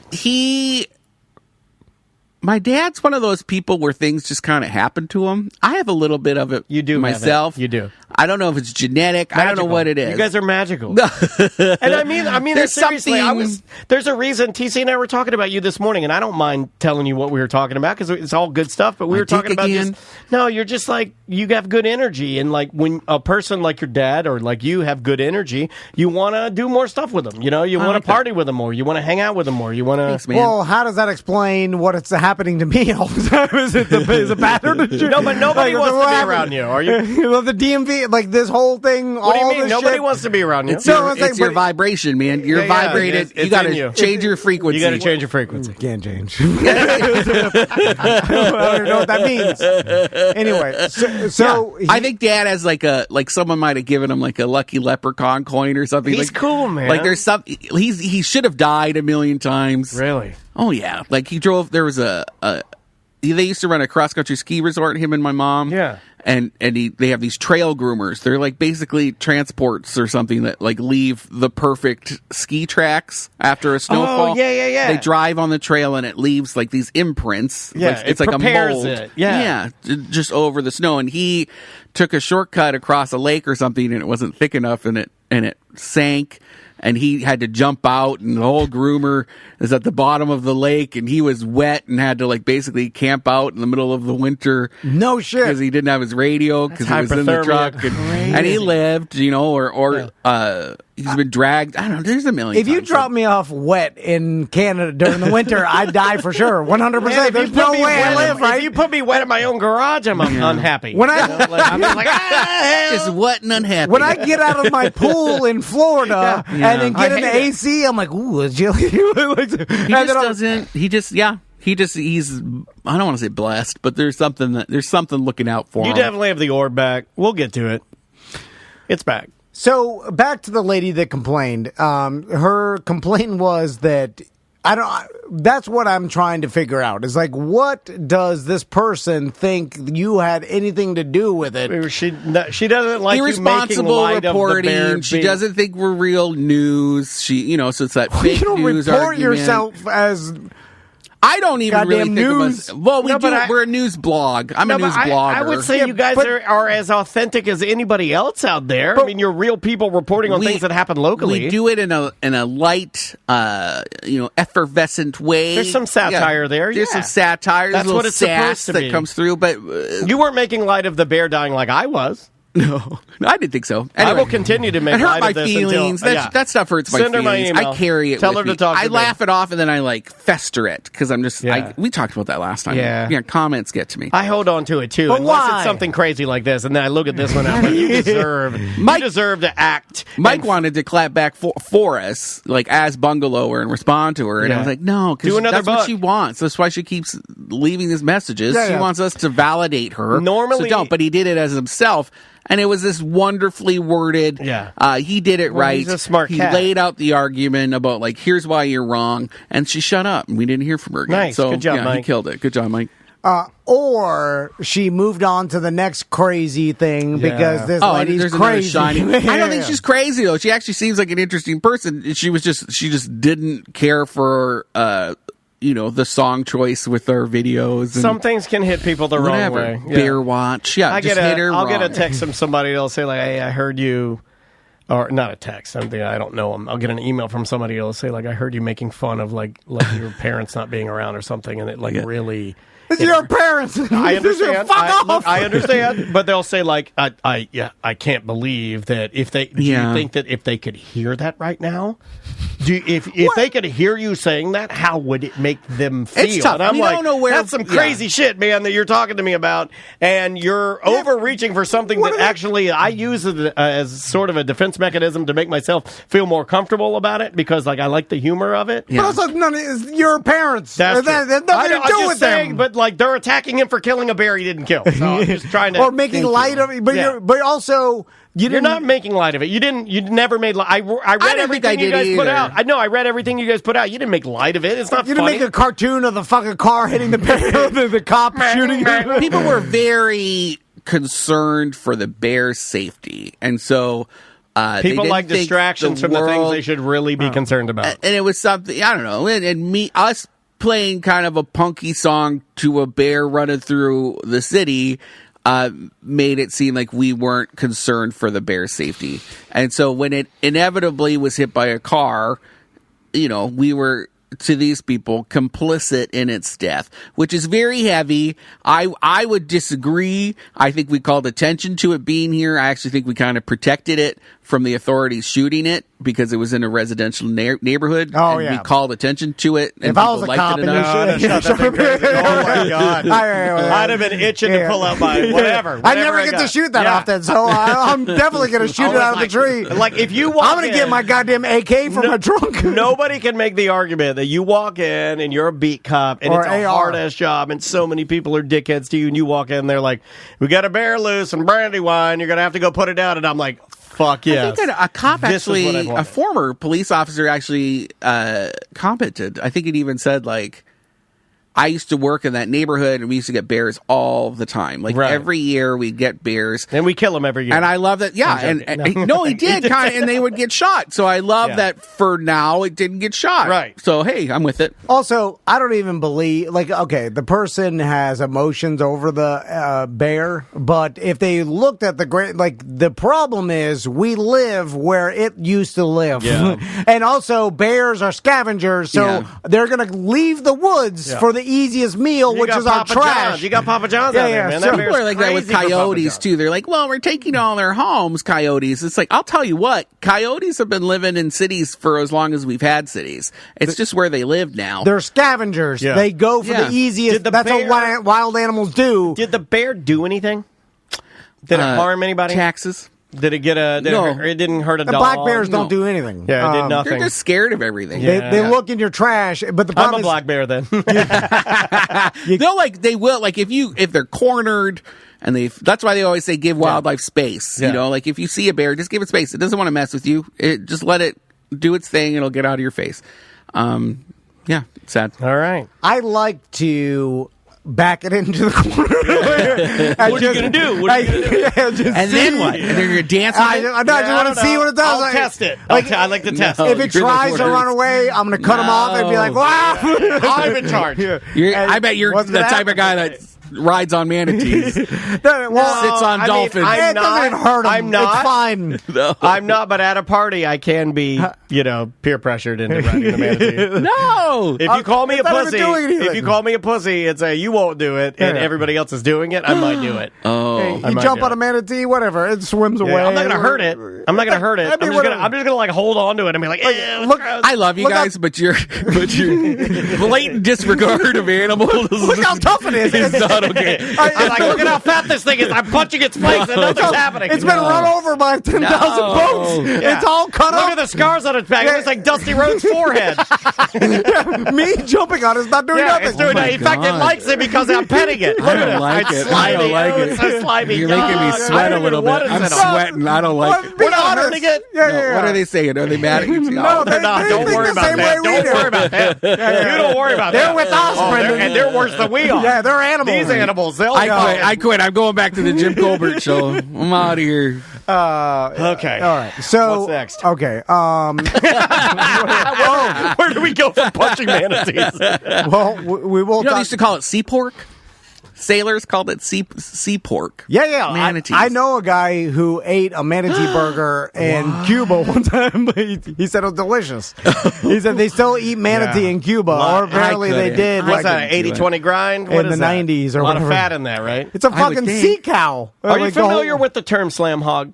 No, See, it makes everybody laugh. I just wanted to see if it would organically make him laugh. Yeah, it organically made him laugh. All right, let's switch gears a little bit to. I slept with a girl like that. You slam hog? Oh my God, everybody has. Even my gay friends have slam hog. She was Scottish, and she made everybody call her Morag, which is like, Blue slept with a Scottish slam hog. Morag. Hold on, our landlord. Our landlord of our lease is named Morag. No, it's not. Yes, it is. Morag. It's like a Scottish demon. Is like Morag. Well, we have a Turkish demon. It's our landlord. Oh, Turkish. Morag, the Scottish slam hog. That's a shirt. Morag, the Scottish slam hog. She made me wear a sombrero. Really? Yeah. And you banged her It's a true good? story. You banged her good? Yeah, it was funny. Is this the lady we were you laughing lost your the whole virginity time. to? No. This You was lost your laughing virginity about? to a British woman, It was right? a friend. We did coke and when I worked at Disney, and we were having a blast. Morag, the Scottish slam hog. Slam me good. Slam my cunny. Did coke and slam her? Do cock and pump me good, Brendan. I think you're gay. You're not slamming me hard enough. Slam it harder, slam me cunny. Oh my God. Yeah, that was basically it. My glasses are steaming up. This is gonna ruin your career. What career? I'm a fake news blogger. Okay, so Daniel told me this morning that the chat room cannot. They're spelled Morag. Morag. The chat room cannot even believe what's happening right now. So Daniel told me this morning he lost an argument because Maisie's at a dance competition today. You watched her dance, yeah, and I saw you watching over there. And she skipped school for dance. And I don't like that. So Daniel mentioned she'll end up on the pole for sure. Yeah, I don't like it. No, I just keep skipping school to dance. That's what I'm saying. That's what I'm saying. Nothing wrong with that. I don't like it. You're learning more dance. than you are at a random Friday in second grade. Yeah. They don't even have books anymore, right? Oh, yeah. Oh, by the way, yeah. I guess. I don't know. I don't know what happens at school. What do I look like? Neither does Maisie. Max is coming home with dozens of books. You say your son's come home with homework. I'm like, Maisie, all Maisie's doing is dancing. Maisie's on the LeBron track. Are they at the same school? No. Name a. I got the- Maisie's going to be Sean Kemp, where he went to the draft in the senior year of high school or something. I was like, I don't want that. Oh, yeah. Daniel's got the rich school. He got iPads, no homework. I'm goddamn. They got no homework. My sons are learning how to light their headlamp to go to Castleberry Mines. All they need to learn how to do is read the danger signs. The Castleberry Gold. What was your question? You had a question. Back to the books. So Max had been coming home with dozens and dozens of books, and I'm like, what is this? They're like, they're giving away all these books. Like they're giving away the whole goddamn school library. Oh, and I'm like, really? And then it's all science books. Oh shit! This just came through. Second place overall. All right, She just got second place. Yeah, she just got. Last time she got sixth. See, that's worth. And this time she got second. There she is. why not first? I'm just kidding. She didn't practice. That's the first thing I'll tell her. I'm going to say, Mr. Brendan said, why not first? What the fuck? Yeah. I'm like, what the fuck? The bear died for this. So that's more valuable. I ask my sons every day, what did you learn in school? fantastic. They're like, I don't know. They don't know nothing. And so every day is the same. So at least she goes to, she practices that makes me all want the to time. cry in front of you guys. When, I get very proud and very. Because she got second? Yeah, man. Like, she's really been busting her ass. Yeah. So I guess I'm wrong. I mean, look, it's addictive, I too. never say, when I bring stuff up on here, I'm wrong all the fucking time. But I was very honest with you and letting you guys know that I do not like her skipping school. My mom was an educator. My mom was a teacher. I enjoyed school. Maisie loves school. She loves school. But she'll make up for it. She's fine. But I just don't, I don't know. It's just, I'm got time anxiety. I'm very stuck in my ways. If it's the way it's supposed to be done, I like doing it the way it's supposed to be done. But if one's better than the other, True. then this is doing more good for her than the random day at school. She could be in a Sia video one day. I would like just the lessons of like, hey, I backup practice. dancer. Or Ludacris. Be a backup dancer for Tupac's hologram or something. Not even about the dancing, because Make Daddy proud. the school Pop that ass. the day-to-day learning in school is more about what you've. It's not even about what you've learned. Who the fuck remembers anything they've learned? I don't remember nothing. Nothing? Day to day. I used to read animal encyclopedias every day. Now look at me. Yeah, you're killing bears. Killing bears. And adding their hair to my collection. That lady's going to believe that My now. dead animal scrapbook. So, Brendan, what do you think about this? So, I told Nothing. Crystal about I like going on adventures with my family. Oh, I like that. And My wife heard you talk about overlanding. Yeah. And then I want to go to the Moab Desert. I want to go to Zion. I want to go to all these places. Yeah, you have a bunch of adventures he's lined up that he wants to do with his boys. and In so- a trailer or something? And wherever, I just want to go to these places while I still have the time. But I look and I look it up on Google, and it's like, don't go in the summer; it's fucking shit slammed, right? Go in the fall when school starts, whatever. There's less people.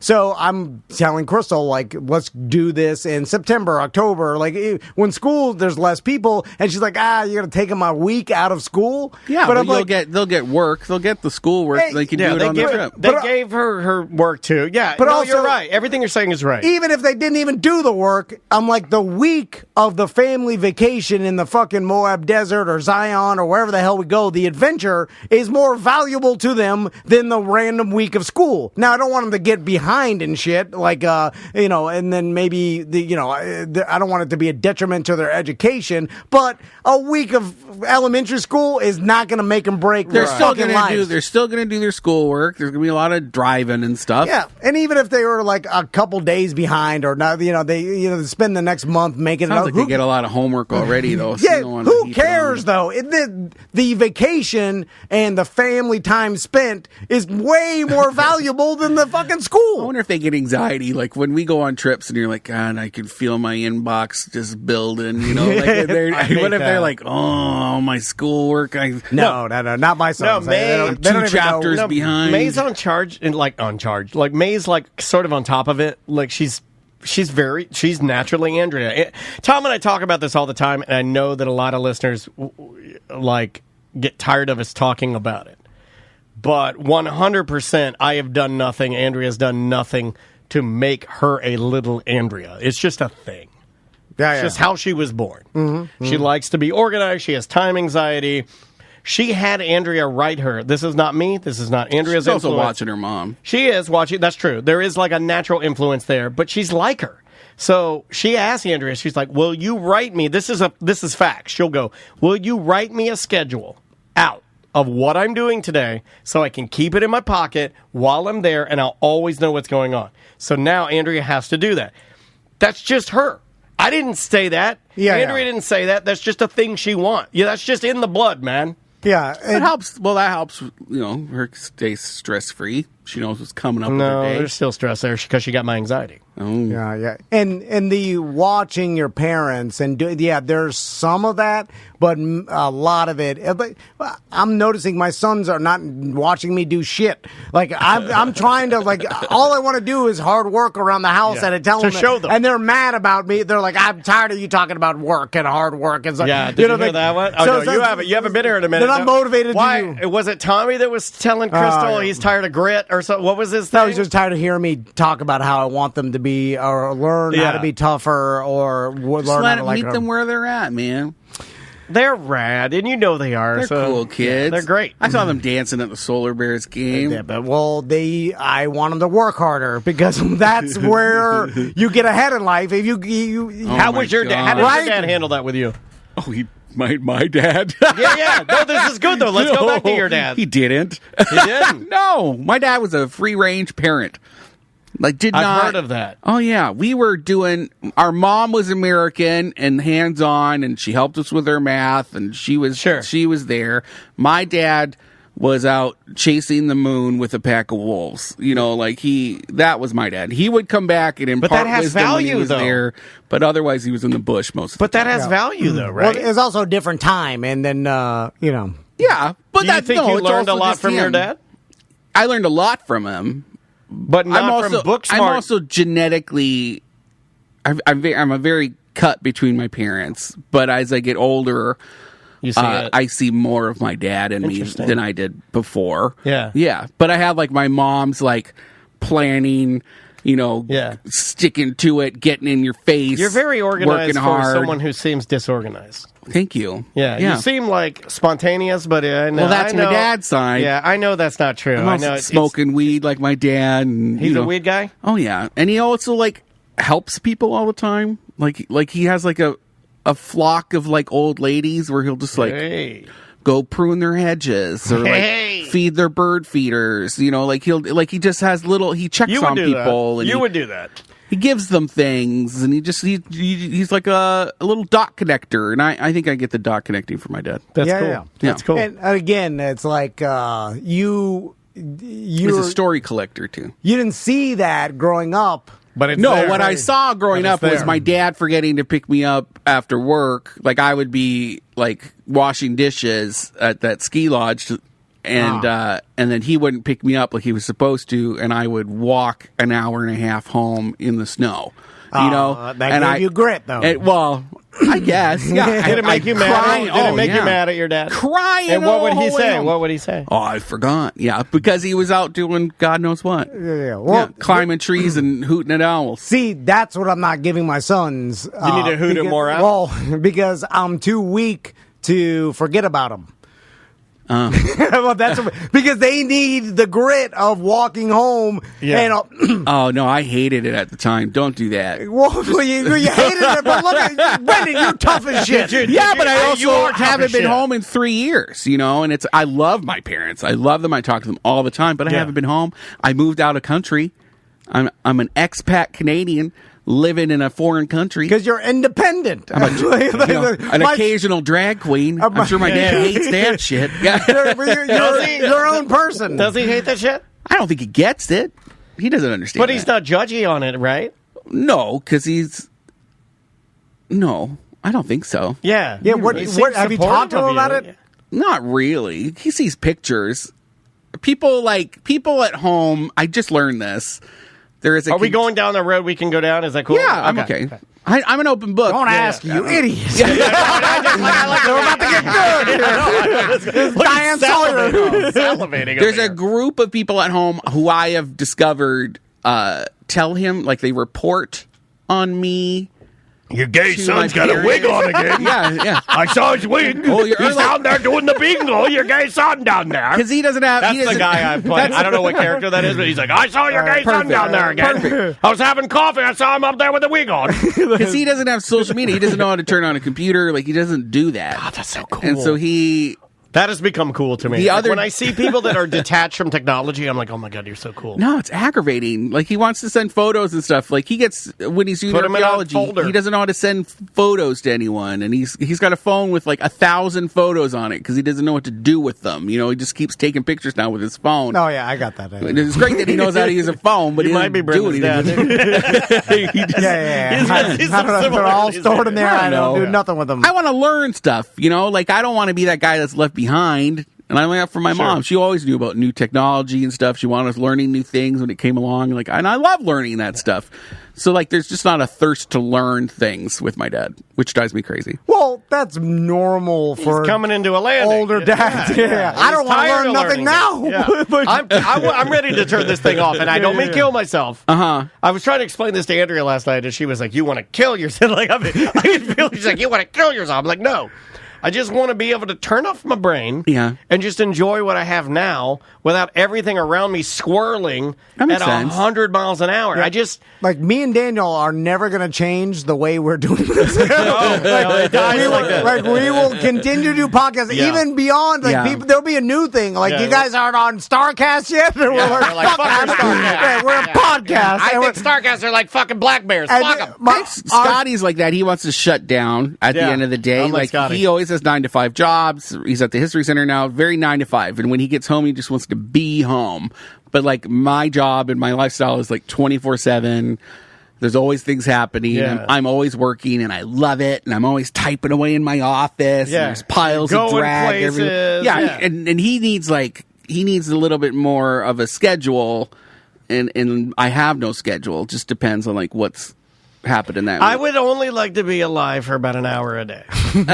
Not alive. You mean actively actively engaged. participating. Like, Yeah. I'm out here, I'm seeing you guys, I do talk a little bit, and then I go back into my coffin like a Dracula. Well, listen, I've always said that one day Daniel will never leave his house again. It's coming. And I'm just Johnny Carson, Johnny Carson. Richard Simmons. Johnny Carson, Richard Simmons. I'm telling you all, Yeah. this will It happen. will and happen. Daniel agrees. It's very close. Yeah, And you can zoom it in. I don't think people understand how fucking close we are. Yeah. Well, I'm actively, like, this weekend, my wife and kid are gone. It's just me and Maggie the PP and Dansby the PP. I have never been more excited to lay in the bed with my double, and I call them the two pedos, because it's two PP dogs. They're my torpedoes. I keep them on either side of me, the two pedos. And I got Maggie on the left, Dansby on the right, and I just lay there like Gary Oldman in the Dracula. And I'm like an old Dracula, and I just lay, and I will not, as soon as I leave here, I will probably go get a 4-pack of, I like Coors Light Tall Boys. I'll go get a... You have an Airbnb. Why don't you do this like No, once a month? I'm going to take, I'll take it home, and then I'm going to take the dogs out and then bring them in, and then me and the dogs will probably go to bed today around 4:30. And we're done. In the bed, everything dark. 4 tall boys, the 2 PPs, There's nothing a pile of marijuana, and I just sit there. Doing nothing. Nothing.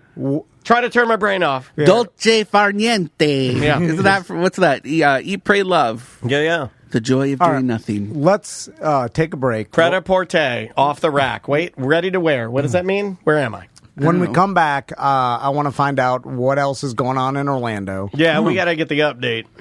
With Brendan. And then we got some other things to talk about. We also have brand new music from Hunting Lions and a brand new single from the hit and very favorite punk rock band Teenage Bottle Rock. The name of the band is Hunting Lions. KOTA is the name of the song. We'll be right back.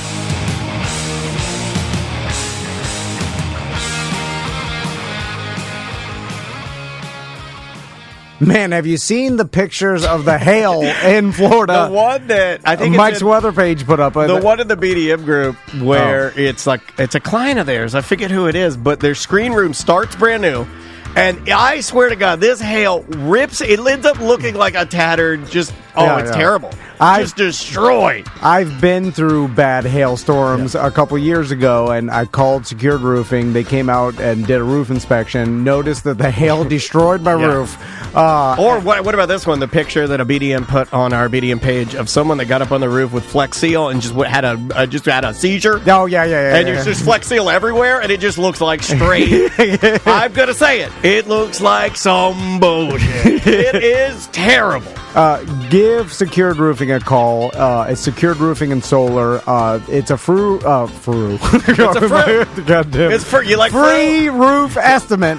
Or if you're cool, it's called a fru. That's a free Ruth. I said Ruth. Free Ruth. Ruth's Chris.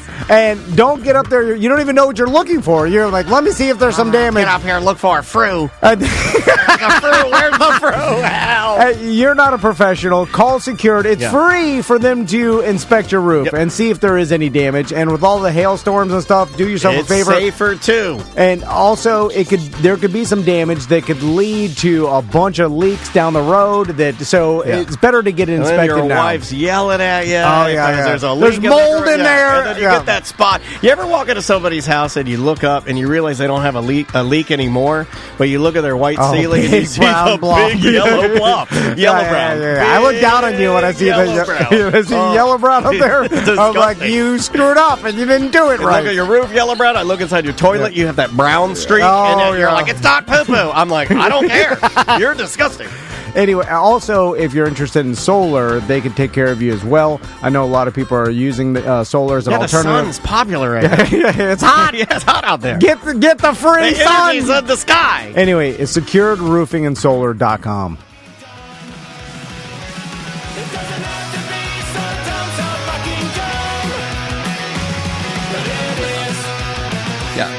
Welcome back to A Mediocre Time with Tom and Dan. I'm Dan. I can't believe the amount of people that just will not even do their job at all. It's crazy. I'm like, wow. But then I think back to when I worked for a corporation, and I was like, oh yeah, I didn't want to do that job either because I didn't give a fuck because I was jaded, and I think a lot of people who work for giant corporations, they just get jaded, and then. Remember the song Jaded by Aerosmith? What do they care? Jaded! Jaded!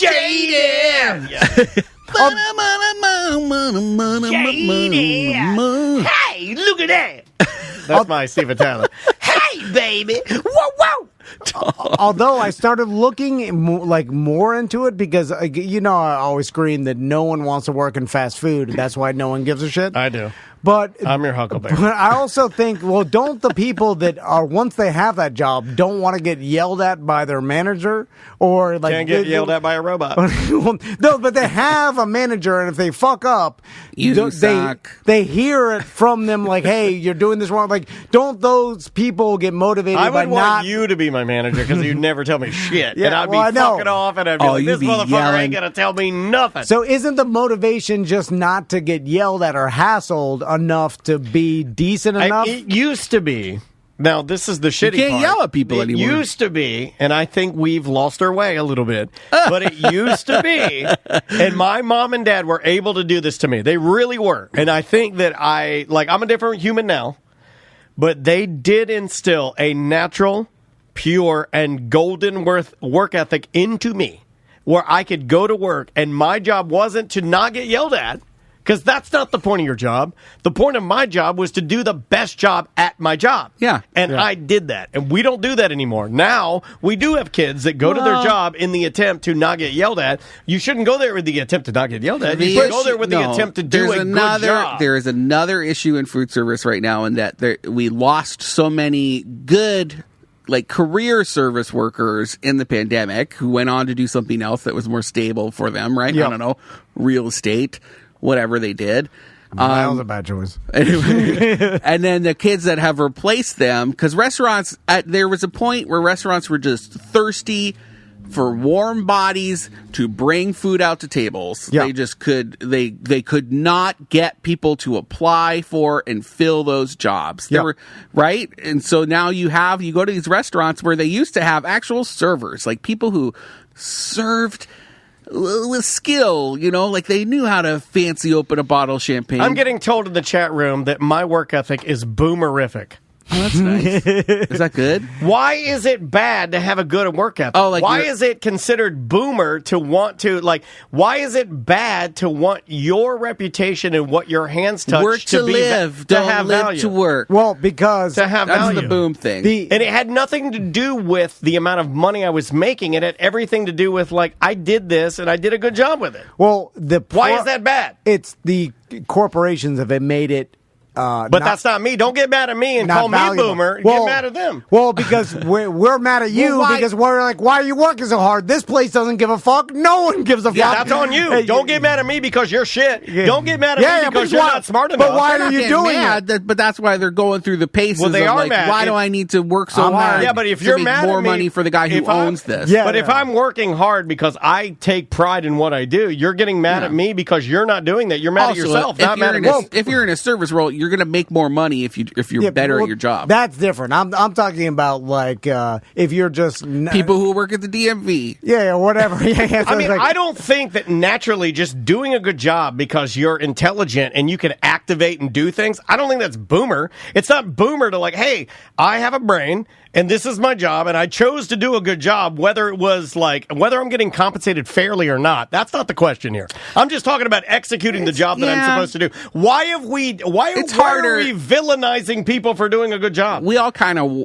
It's a little different for us. Does sound you guys work for for yourselves. You work for yourself. No, even at Real Radio, you make more the harder even you work. that last year where I was literally getting Chris Kampmeyer told me he was going to sue me. Russ and everything had gone to shit. The whole thing they were going to Oh my God! I'll talk about it. It's true. But I still did a good job because I knew that my reputation and what I do, my value, my self-worth.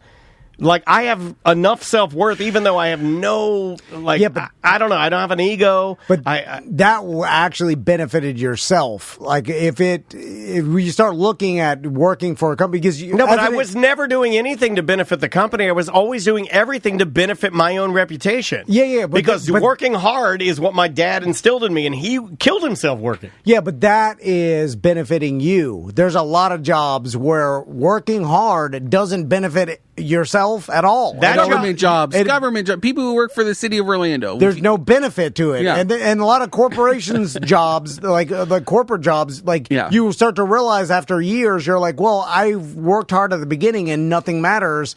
And then so why give a fuck? And so really it's the companies or you work at a government job, you can never be fired. Although back to the motivation, don't you have motivation to not get hassled by your manager? So that keeps you kind of doing a good job. I just like doing a good job because I'm smart. If that makes other people mad, I'm real sorry. You're just dumb. I think you're just a dumb person. I think it's dumb to do a good job for nothing. Well, but that you don't worry about me. I'm doing it for me. Well, you're making us all look bad. Not my fault. It is your fault. It's not my fault. You're making the group. No. I am only not in control of the group. Yeah. I'm only in control of me. And they're making themselves look bad by not. I'm only in control of me, and I'm going to do a good job. Why are you working so hard? Because I like working, and I like doing a good job. Well, get the hell out of here. You see what I'm saying? It has nothing to do with smart. I'm the smarter one by doing nothing. You're working hard for nothing. No, but you're eventually going to get phased out because you're so dumb, you're not going to be able to accomplish anything. We sound like a road work crew. Why are you working so hard? That's what it is. Yeah, you got to slow down. But it is that. No, it is that. It's almost like NFL teams tanking. I hate it. It's the best play. No, it's not the best play. It's only the best play because the system is broken. Well, that's different. No, but I'm not going to do that. I don't. You have to work the system. I don't choose to in my. No, you don't have to. I don't choose to in my life work the system. Then I would prefer to do a good job and have all of you hate me because you're not smart enough. I would prefer to do that than to. Well, it has nothing to do with smart. To be with the group saying, "Hey guys, we gotta all tank." We got to all do a poor job here. It's not. I'm not doing. It's not doing a poor job on purpose. But it's like, why are you working so hard? Because I want to. Because I enjoy working. I enjoy executing the task that I've been given. For what reason? Because I get satisfaction out of it. Well, that's an insane person. No, it's not an insane person. It used to not be an insane person. It's now a new insane. Oh, the new insane person is the person that enjoys and gets fulfillment out of doing a good job. That's broken. If that's where we're going, we're fucked. If that's where we're going, we're totally fucked. I think that's extreme, but I think there's we could have a better. I work all the time. I could have because I like it, but I could have a better work-life balance. You know, I could too. Right? Daniel. Yeah, I could too. I'll make a perfect example. You worked your ass off at Clear Channel. What did that get you? Well, it got me this. I mean, you could got you fired, which got you this. But you could make plenty of arguments, and I've heard plenty of arguments. It didn't that help my you. reputation in this town, because of what I did and where we came from, we wouldn't be what we are if we didn't have the reputation of doing a good job. Well, that's with the listeners, and that's different. That's because it is. Well, but you being funny on the air is different than It gave me plenty of reps. It gave me the opportunity to do it at a professional level. It gave me the opportunity to go inside. But you're doing it for yourself. I was doing it for myself. Well, that's the thing. But I've always been doing it for myself. You have a different career where working hard is benefiting yourself. So then none of you people out there that are doing that shouldn't get mad at me because I'm doing it for myself. But there's other jobs that have nothing. They are working hard. Then those people should go do those jobs. Well, there's only so many jobs, but you can't work in radio or be an entertainer all the time. That's a rare job. The rest of these jobs, you work for fucking Home Depot and you realize how hard I work makes no difference with how much money I get. Also, it doesn't do anything for anybody. Now, you could just do it for yourself, for your own self-worth, but then the problem is the people around you, the one guy's working her ass off, and then the boss is like, well, why don't you work like this guy? And then because, well, what does it do for me? I'm not going to, for what? This giant corporation to make this corporation more money? And then you burn out, and then they lose you. So. And then also, what is it? Like nurses. You're not going to give me more money. So you're not going to give me more money. You're not going to give me a raise. I'm not going to be the fucking manager of this company. Yeah. So what's the incentive? That's the problem. There's no incentive anymore. And I would agree with that. And then, like you said, that's why a lot of people went into opening their own businesses during the pandemic. So they're like, I was working super hard. I was in the line of danger. Too hard. I can stop doing that and work for myself, and then I have control over what I'm doing. But that's the conundrum is when you start working for yourself, you realize you're like, fuck. Too hard. Because now it's not too hard. It's just never stops. Well, I wouldn't say it's too hard. I don't think it's a lifestyle. I mean, or too hard if you want to make it work. This might sound work. arrogant, but I don't think there's anything too hard for me and Tom. Like, I honestly believe that you give any problem or any business or anything, like, I wouldn't. There's no person I would rather be in business with than him. Because I think when push comes to shove, I will put now you can't me break and up him with him, thinking to like together. I will put us thinking together against anybody. Okay. Literally anybody. But John and I take that challenge. I'm glad that I had the work ethic that my dad. I say he gave me that, but I don't know if he really did.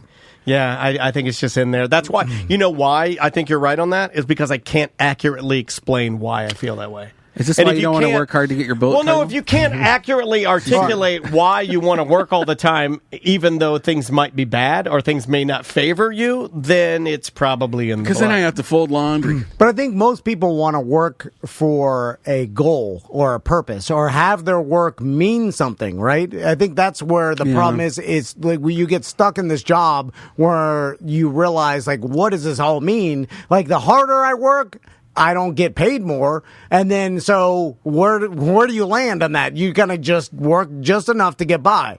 Because, like, you work for fucking Home Depot or any of these giant corporations, you go there, you could bust your ass. I've done this. I worked stocking the shelves at Home Depot. I bust our ass, me and the Grizz, 2 nights in a row or whatever, and do more pallets than ever before. And the boss is like, great, now that's your new pallet count. And then, so then I'm like, well, I fucked myself. Yeah. And they didn't say, great, we'll pay you more. I even asked, when I worked for Champs, I would say, like, hey, my schedule's 6 or 7 hours today. If I get all the stocking done in 4 hours, can I leave early and still get paid the rest because you schedule? And they're like, no. And then I'm like, well, what incentive is it for me to finish as fast? And it's like, I don't care. I fucking hate this company too. Like, that was my manager saying. Like, wow. We just go. Well, no, I mean, that's what she said. You probably basically. should have asked. You probably should have just done it and left early. But. Well, no, you can't. You can't leave whenever you want. I mean, when I worked for, you'll get fired. You know, like your schedule is maybe. to leave at 7. If they go back there and I'm not there, it doesn't matter if I'm jacking off in a shoe castle or not. I can never get on board with that though. Like, and it doesn't matter what you say, what anybody says, what anybody. Oh, look, well, that's the problem. You got to stretch it out. Like, no. I'm never going to do that. I'm always going to try and do a good job, control, and get it done correctly. And I'm sorry, that's just the way it's going to be. Well, I think and I'm glad I'm like that because I would prefer to be that than be the type of person where you look at it and you go like, well, look at it, I can't do shit. We're doing nothing. Let's just sit here. And I'm not going to be that guy ever. I'm never going to be the guy that looks around and says, this is illogical. Let's do nothing. Yeah. Well, like that just sounds like a turd. You bitched a lot about what Clear Channel treated you and did for you. I did. So, I mean, that's what people are bitching about. But I'm still glad that I'm still glad that I work the way that I work.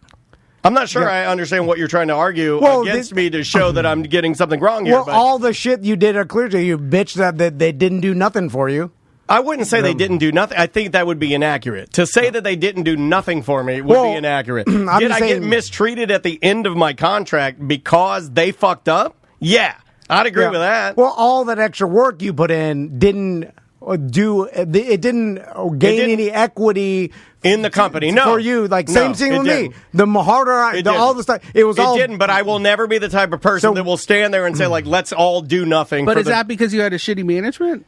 Like, I think I had like poor management. management. Like your problem, everybody in corporate with the Home Depot, you had a shitty manager who didn't recognize that. No, I think you work for a corporation, you have shitty management. But like for the most always. part, I mean, yeah, okay, 25% has good management, 75%. Well, he's going to argue the positive side, and I appreciate that because we need, because we'll stay on the negative. Oh, so it's boring to be negative all the time. It is. You got to spice it up. But no, I don't even know how to accurately articulate that. But there's never so I would say the opposite. What does the opposite do? So you decide, you look around, you say like, hey, we're all working and we're getting nowhere. We're going to decide to not work. We're going to decide to do nothing. Well, your manager accomplish? What do you accomplish by choosing to dig your heels in and say like, no, I'm not going to do that? Well, you have to do something. Your manager, there's a job that has to be done. So you do that job and nothing more. I think I think you're talking about agency, and I think you're talking about like stakes. What are the stakes, right?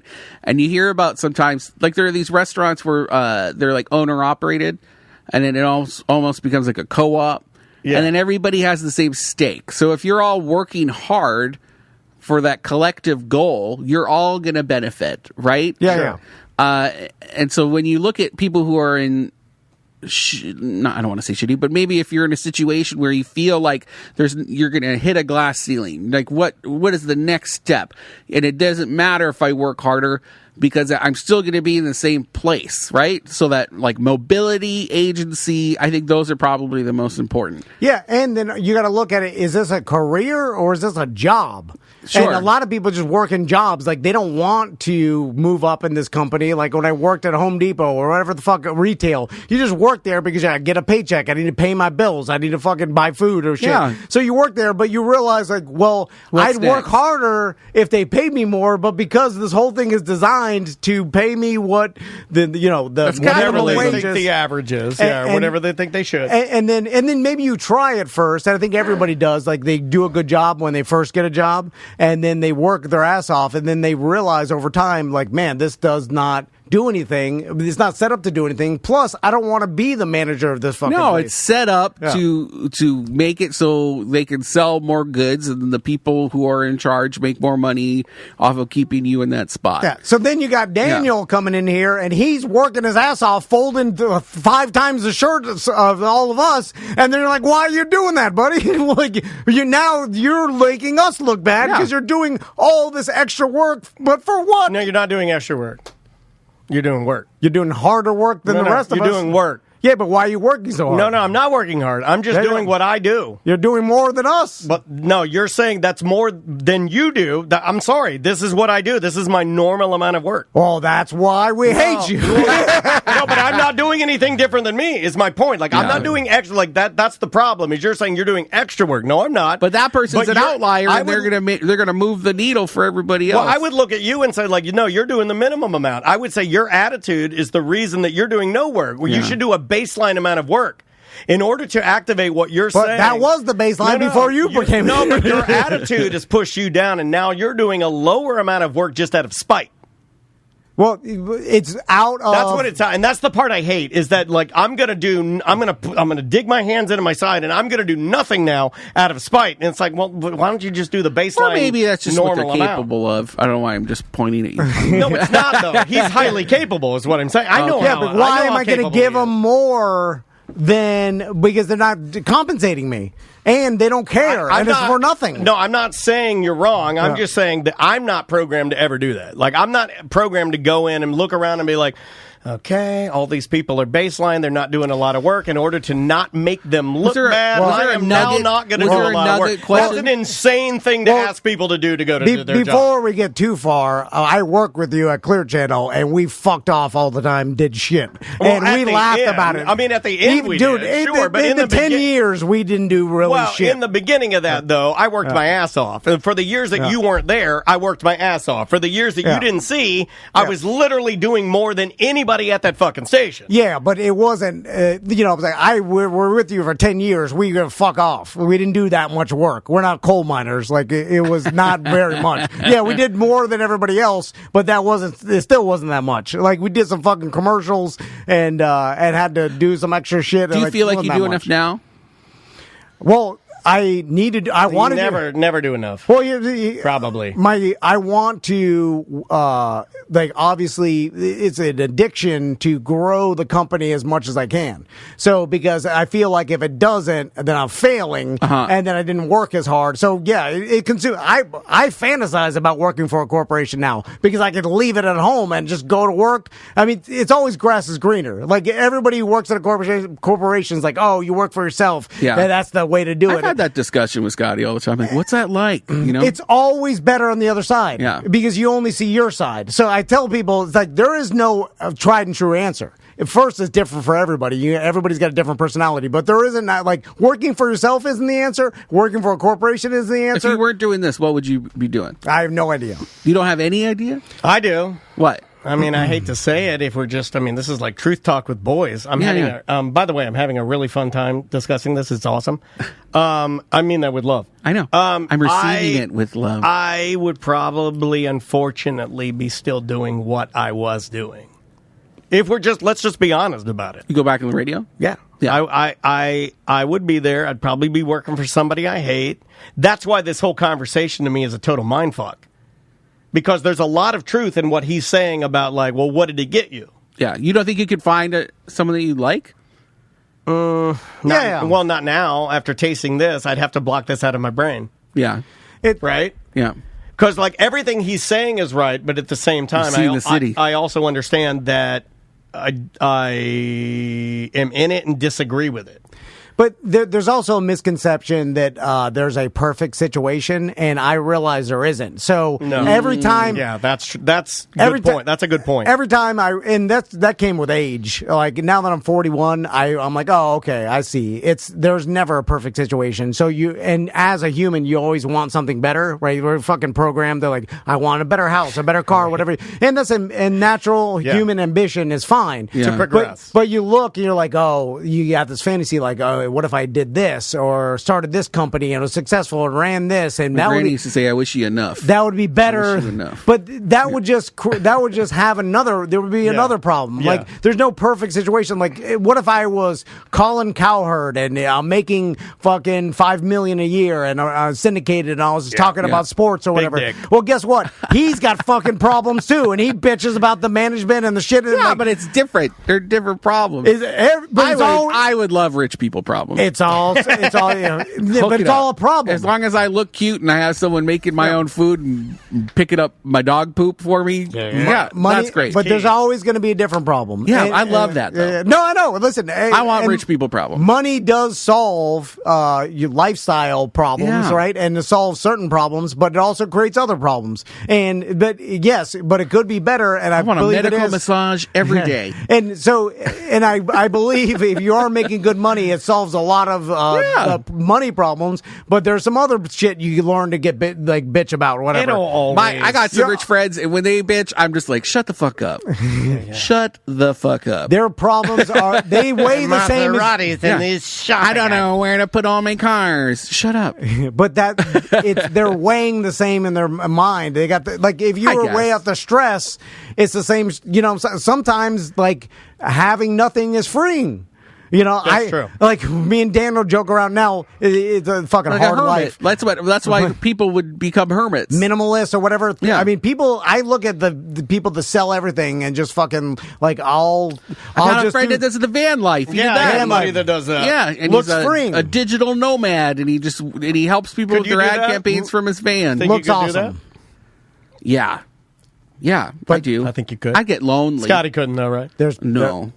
But I used to travel a lot, and I would always come down to missing home or a spot. You ask those people, they've got a whole set of problems, and they fantasize about a 9-to-5 job or something. You know what I'm saying? Some of them don't. It's always something. But it's man, I wish they always want the next thing. Yeah. You're always going to want the next thing. You got to be content with understanding that there's no perfect situation. No matter what job you have, my make perfect the best situation is Richard Branson Island. I want to be Richard Branson. I want an island, and I want Galapagos tortoises and papaya trees. To go back to what we're saying, though, I think there is a weird part of me that's made peace with who I am or how I act.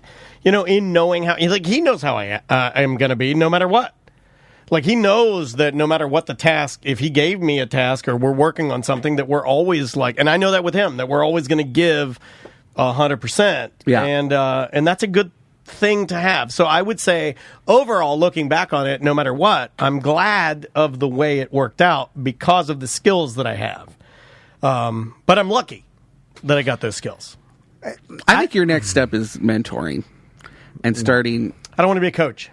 Too many coaches. Too many people out there preying on people's. Okay. Other people are weak. Other people don't have the get up and go. Other people aren't self-starters, and then they want to give money to people, and then we give them what we know, and I don't want... But if you could curate a couple other Tom and Dans and get them on the radio and stuff, too, and build your... No interest doesn't in it. exist. They can't do it. They're too weak. They're too weak to do it. It's not even that. If they could, they'll do it without us. Okay. You know what I'm saying? I don't think. Also, I listened to on TikTok. What was the guy that started Barstool? What's that guy's name? Oh, the pizza they just guy. sold it. Yeah. The guy that takes the one bite pizza. Yeah. I knew the owner of Barstool. The dickhead. He was just here. He talks about Portnoy. So he talks about. Thank you, chat room. Portnoy. He signed some Portnoy. Some girl podcasters under their Barstool Sports umbrella or whatever. And as soon as he did, and then they were under their umbrella, and then they started promoting them or whatever, or naturally they just blew up. And all of a sudden now they've got fucking 1 million downloads or whatever. You're talking about the girl podcast? Yeah. So it broke apart too because they had contract disputes. It did, but the end all.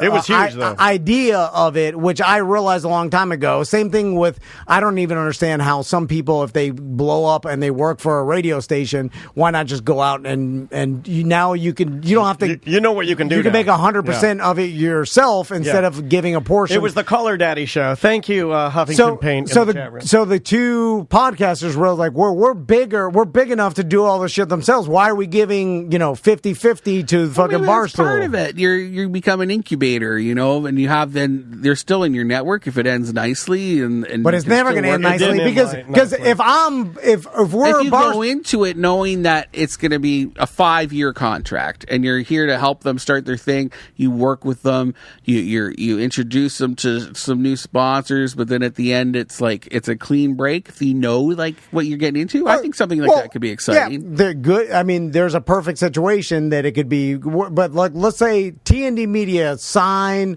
Bungalow on the Bus, right? I tried to get you to do that. I tried to do it. Bus was the holdout, man. The contract went sour, and then it broke down at the 11th hour. So we're like, he wants younger and younger prostitutes. You guys, I can't get on board with that. John Bustecker, even if they're 18. You got you guys are talented. You got a good rapport with each other, back and forth. Whatever, your show's good. TND Media signed you. John's personality a little bloated. Now we're going to take 50% of your advertising but we're going to bring you advertising, blah, blah, and all of a sudden, and then you blow up, right? And then all of a sudden you have a shit ton and you got advertisers hitting you up and like, hey, I want to advertise with you. Right. And you're like, well, I can't contractually. You got to go through TND Media, which is going to take 50%. That is going to slowly build up toxicity where you're like, well, fuck, what do I need these guys for? I'm already, the people fucking love us. What's more fair? A conversation about that. And then I'm going to be like, well, I signed you. You have to make it more fair. So what do you do? Yeah, well, I'm going to be like, well, you signed the deal, 50-50. Well,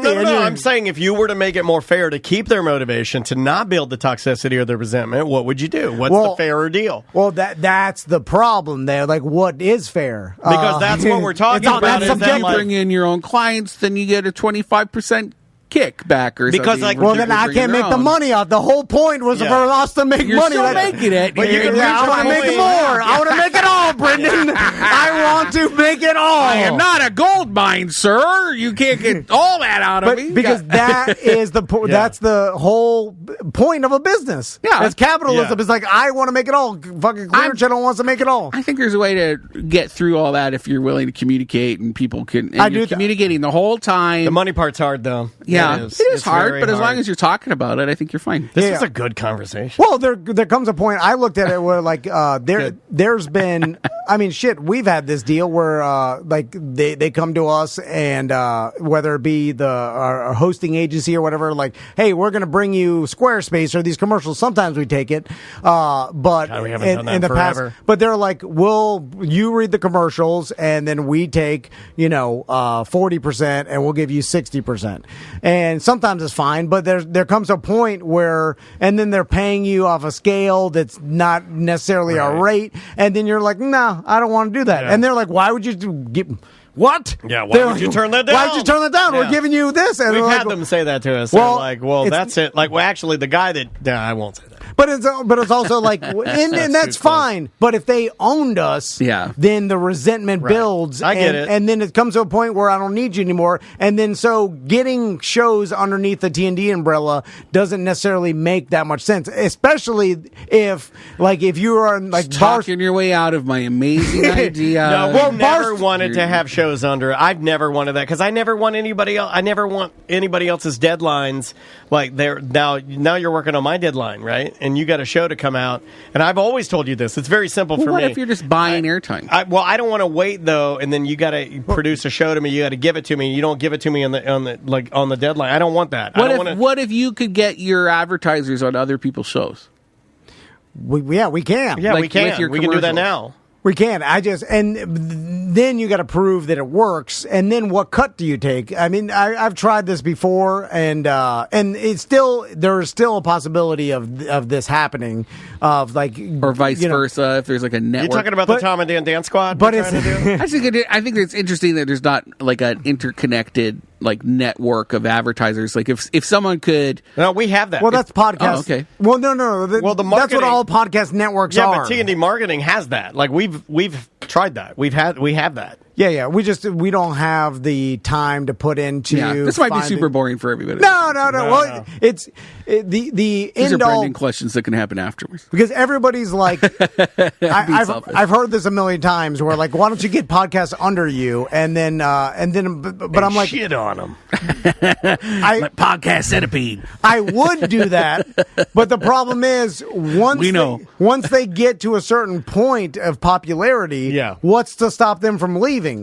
That's okay. You have to be allowed to let them go. That's my business. You know what I'm saying? Like, no, I know what you mean. I got 5 podcasts. But you still have a relationship with them. There's a way to still engage with them. But that's the problem typically with big corporations, right? They lock in. That's and what then they you get too big. That's the business. And that's the issue, because you feel locked in. But if everybody's entered into this knowing that it's going to end with, eventually they grow off, but then you have like an affiliate program or something to keep working with them when they're even bigger, and maybe it's even easier at that point when they've gone off. You're a very positive boy. Well, but then it comes to where there's no need for that because my sugar daddy said there's an infinite amount of content that everybody's doing at the same time. So who you're not special. Like, I got 4 podcasts here. Who gives a fuck? There's 10 trillion. But what we're missing in the Orlando market is like a one spot. Like if the president came to Orlando and wanted to reach somebody,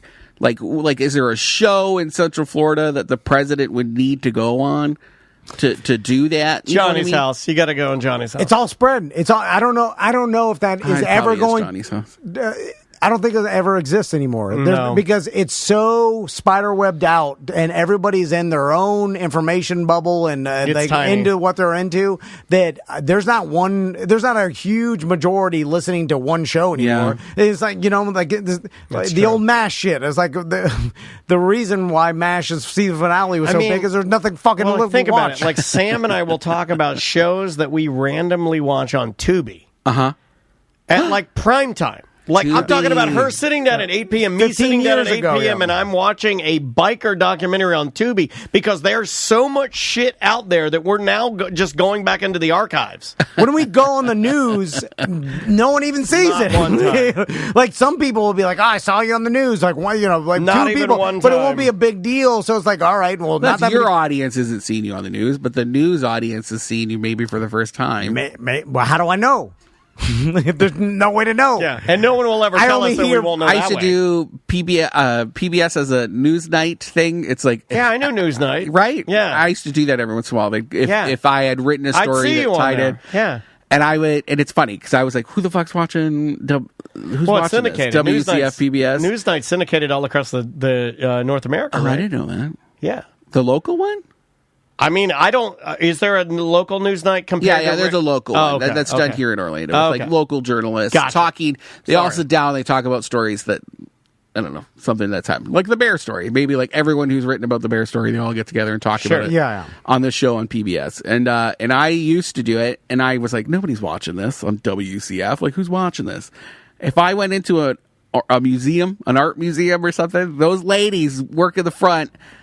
I swear to God, I just saw you on PBS. Okay, I just saw you. So it was a different demographic. Or like the people who follow our Instagram, they're not also reading our website, most of them. They're just following the Instagram. Or the people who are on our newsletter aren't going to Facebook. Oh, like, my God, they're all different audiences. So bad. I farted and it's so bad. I'm so sorry. You do. My God, I farted. You bring up an interesting thing that I ran into. It smells like shit over here. I ran into someone at the airport that they don't even listen to the show anymore, but they just follow our Instagram. It's me, isn't it? So because of the clips. So they just know of the show from the Instagram. They told you, they had the balls to tell you, I don't listen anymore, but I'm on your Instagram. They said they don't have time to listen to podcasts. It's easier for them to ingest your content because it's those little highlights, the clips. I do that with RuPaul's Drag Race. I don't watch RuPaul's. I do it with Jimmy Fallon. They're just micro-consuming tiny bits of information at a time. And then they'll say, like, I'm a Tom and Dan listener. They just listen to only our social media clips. Going back to what we were talking about working, based on what you're hearing from somebody who's saying they're only getting in digestible clips. Should we only do digestible clips, tiny little pieces, and put it out there? No, because there's thousands of people that listen to all the whole show. No, I know, but I'm just saying, most people are getting us in tiny bites. So we launched our Bungalow on the Bus, which is like about, 45-minute show. And then Mark Bertelli, do you remember him for the Daily City? What happened to him? I want to be nice. I don't know. He moved out of be town. nice. He moved out of town. Okay. We're not friends. Well, anymore. No, I mean, we knew him. We knew. I'll tell you why I knew Mark. I knew him because of the food truck thing that he did. And I guess he, quote, started He that. really did. And then it became like a hubbub of like other people doing it, and then he would like fight with them. And I remember all those He's Mr. fights. Truck? He was the truck guy, and other people started doing it, undercutting his prices, and it was a big. I worked for them for a little bit. Where was I going with this? Yeah, you were talking. So we launched our show, and Spill the tea. it was when he was mad at me. When we're not friends anymore, so he launched a podcast, but his podcast was small. It was like a minute, 2 minutes, maybe 5 minutes max, and it was easier. And his numbers grew way faster than ours because it was non-committal. You know, you got everything you needed, quick and easy, and you could move on to ingesting I did like the it next better than thing. you guys, I will say. It was great. I remember listening to Mark's podcast. It was far better than Bust X. Far He's better. funnier. Yeah. He's funnier. He's snarky gay. Snarky, gay, quick podcast. Very fast. Let you know what he was thinking, and I loved it. I ingested every one of those podcasts, and I was mad the whole time. Just like, But you wanted a little getting one. indigestion. I was like, well, we shouldn't be doing, like, now we're Yeah. shoehorned into this contract with Real Radio. We got to do 45 minutes. I know. I should be doing a short one that everybody's going to listen to. And, yeah, that's all I had to say about that. Well, I love that. what happened? It doesn't end. What happened? I think it's Well, done. no, he's gone. He He's moved not out of doing it town. anymore. And we're still around because we do it every time. And it's consistency is the biggest key in It doing really this is. job. There's also, and I've learned this through talking about like marketing with different podcasts and different social media influencers. The number of your viewers or whoever's following you doesn't necessarily correlate with the amount of money or your advertising weight. Sure. So, for instance, there are plenty of Instagram bikini models that have 200,000 followers Sure. that won't buy shit from them or they can't endorse anything. Yeah. Because they have 200,000 followers, but the value of that is their currency level of followers is like 0.01 cent. maybe. Why don't you guys do more influencing stuff? What do you mean? Like more like on like your little like. What are you talking about? your Ice little bucket Instagram. challenge? I don't do ice bucket You know what challenge. I mean? Like, why don't you like? No. People don't just pay you to come out to a restaurant opening and stuff. Oh, you mean like Just on your guest own? DJ? You know what I mean? Yeah, a little Guest DJ DJ nights. at Turn Nightclub? What do you charge for that? Depends, whatever it's worth your time. You going to get us out guest DJing? Guest DJ Tom Van. I was asked to do one at the new Listening Lounge that just opened up downtown. You should do it. Proper. Do yeah, it. and they'll partner me with a vinyl DJ, and then we co-host. Yeah, the he evening. mixes it and you give the influence. Yeah, and I would be in drag probably. should and do just it. host like a vinyl night and just be funky That's great. and tell dick jokes over the mic and just vibe. Do you want to do that? Well, how much is it worth? The more you do it, the more money you can make with successful campaigns. Is why I ask. Here's the problem with I've looked at all this, and so you look at, all right, this bar will pay me $300 to go out to, like, oh, that's pretty good. But I was like, well, I could pay myself $300 right now. Through the company. Right. So do I need the $300 Right. or do I want this bar to pay me? Because our company has money. Got it. But I can't just pay myself $300 because I didn't earn it from the company. It's also, I think, different being a dad. I'm just throwing that in there You'd rather because, be like, my home. time is. No, it's not. I don't have to be home. It's just, I don't know. The stigma of having that is a little weird in me going out on like a Thursday night and I'm like DJ. I don't know. It's just weird to me. Well, it's also Maybe it's not made for me. What's like? Do I need the money, have to or do DJ. I want the money, or also is the money worth leaving, not hanging out with my family? Right. Yeah. What would I pay for this 10 years from now to hang out with my family tonight for more than $300? And when you do your hosting gigs, it's not through you; it's through the company. Yes, Right. Yeah, Okay. and because me and Daniel own the company, we're too close to Because it. if I called him and said, like, hey, I have a DJ event tonight and I don't want to do it because I'm a dad. Can I have $300? He'd say, yes, you can. well, because, That's nice. Well, Yeah, I know. That's not a relationship we have. it's your money. Though. There's something- He would tell me that. He'd be like, yes, You're don't taking go to it and give yourself $300. the money in our bank But don't account. do it a lot. Don't do it a lot. Me and Daniel, this company is a partnership. All the money we have in our business account is split between me and Daniel 50-50. So that money is ours. So essentially, We should start doing virtual appearances and giving ourselves money. but the thing is, like, Yeah. I know this sounds like, I don't know, stupid or whatever. I don't think it sounds stupid. But I do. But we own the damn business. Yeah. So then you start looking at it differently. No. What you're saying is like, no, I think most people are picking up what you're laying down. When you look at it, when you look at what the value of your time, the value of that execution of you going out there, whatever, when you look at it and then you know that you can just I've started asking people, like, I get paid direct because I don't own Bungalower, and if people want me to do stuff, it's not. That's different. Bungalower is a news group. It's not an agency, so it doesn't make any sense for them to pay me to appear. Yeah. And that is host different. A gig. See, if there was somehow, like, I'm going to Aylstone for this pizza party coming up. When is it? It's tomorrow, I think it's May 19th. It's some Friday. Christine says it's this weekend. Is this weekend? Tonight? Oh, my God. Is it tonight? No. The Aylstone. If it's tonight, I can't make it. No, the Aylstone. I got to let the pee-pee dogs out there. I haven't been over there today. They're probably piss and poop crazy. Their 1 year anniversary is Saturday, by the way. So if anybody, and they got a bunch of awesome bands free, by the way. Check it out. Where is it? Christine says it's tomorrow, 4 p.m. That's the 1 year anniversary. Okay. I'm doing this pizza party thing, but I'm doing it because they are a client of TND Media, right? And they pay a monthly rate to be a watering hole, and then I'm doing it as kind of a bump, like, hey, we'll just get together. But don't work too hard when you go there. Just keep it like just normal. But they schmooze.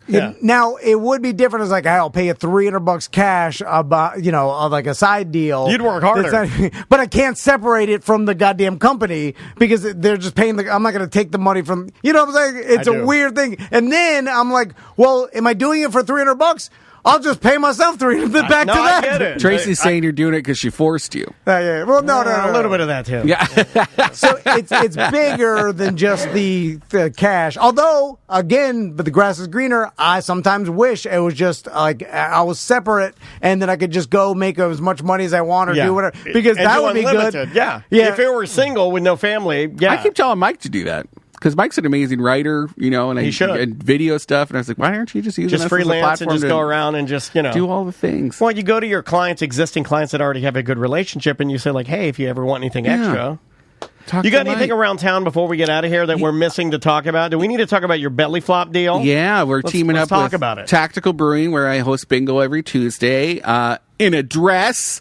We're going to be. Believe that's that calm down? Is that no? That's can't believe that's allowed. Still, my daughter sees him every week. It's not really allowed. Actually, I drove by there Tuesday when I hit you up.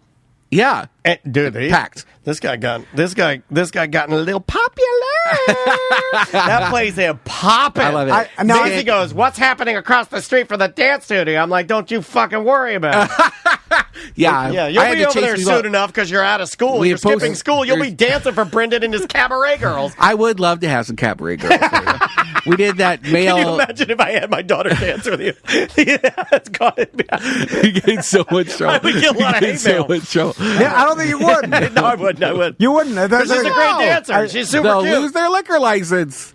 You can't. That's a whole law it's a in thing place. now. You can't. What?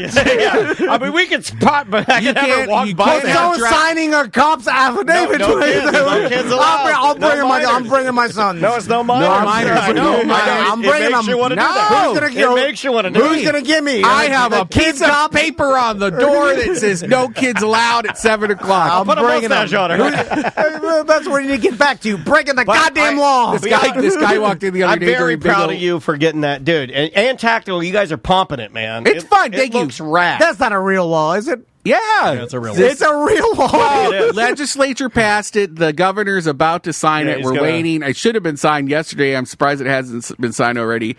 And Brendan will know before we do. if you're wearing fake boobs or genitalia, and there happen to be kids around, it's a felony.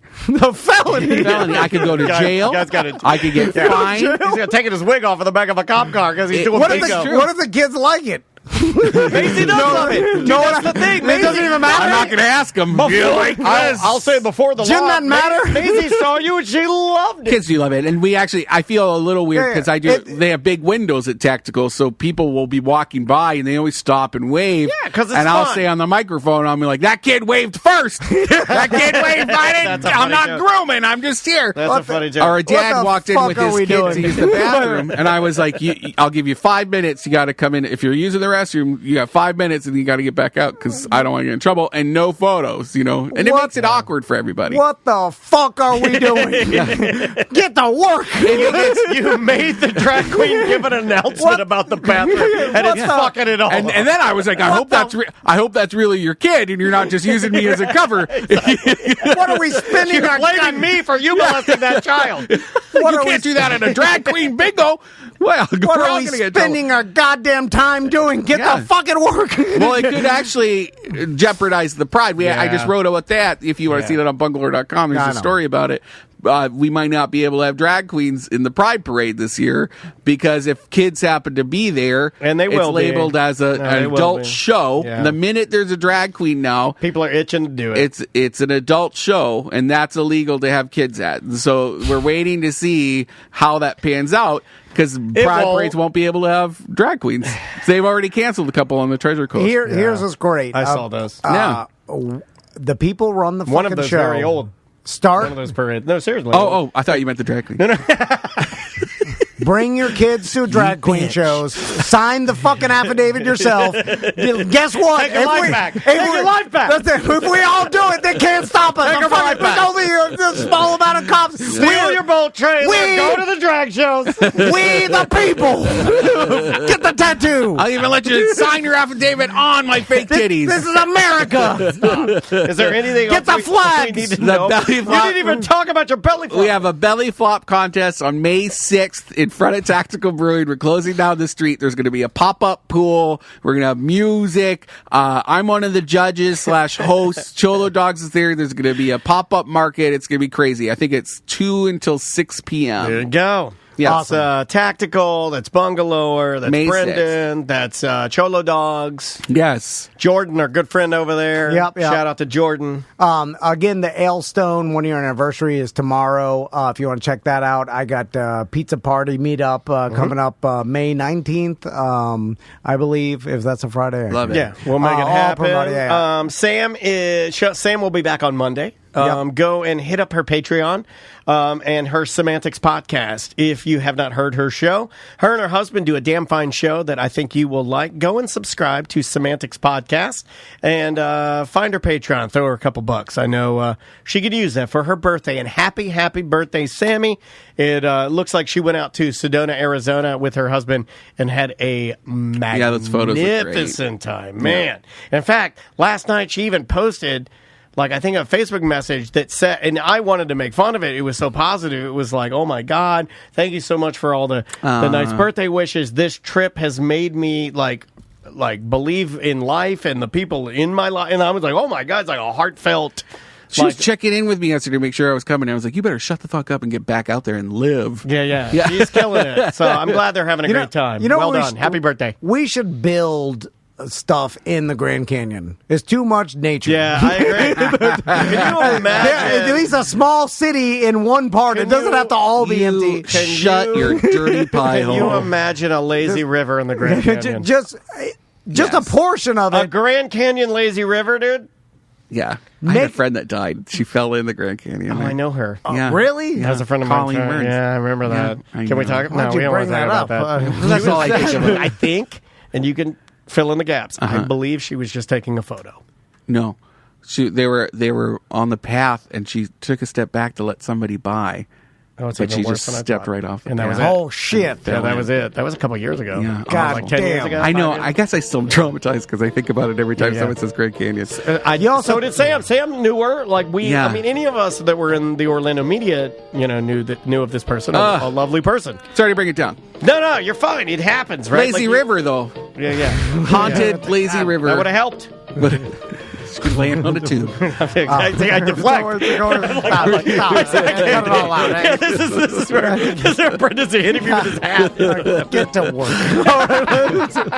All right. Oh, we didn't even say you can't hear me on Jim Colbert anymore. So this is the only other. Okay. Why'd you quit? That's the only way I listen. Fucking quitter. To hear you. Now you're off. Now I got to text Jimmy. I can't listen to you anymore. You got rid of your gang. Why'd you do that? Yeah. Where's he going to get another gay? I don't know. You replace me with a food blogger. Oh, okay. What? Yeah. Oh, those are the lowest of the low. Good luck with that. Food Well, blogger. they gay. I only want the gay. Anyway, all right. Gay food blogger. I'm going to do it's a new impression I'm working on. Gay food blogger. Do it right now. Okay, ready? Penis tastes great. All right. Gay food blogger. It's a little. It was a little penis. All right. Or tastes like dick. That's even Come funnier. on, all right. Now we're losing our audience. Tastes like too gay. everything. Too gay. One more. We never did that for Bushy. One more. Everything tastes like dickin'. No? What's it? Oh, I see what you're doing. Too smart. Too fun. All right. We'll see you Monday. Bye. Oh, wait a minute. I can't publish that. It's mediocre.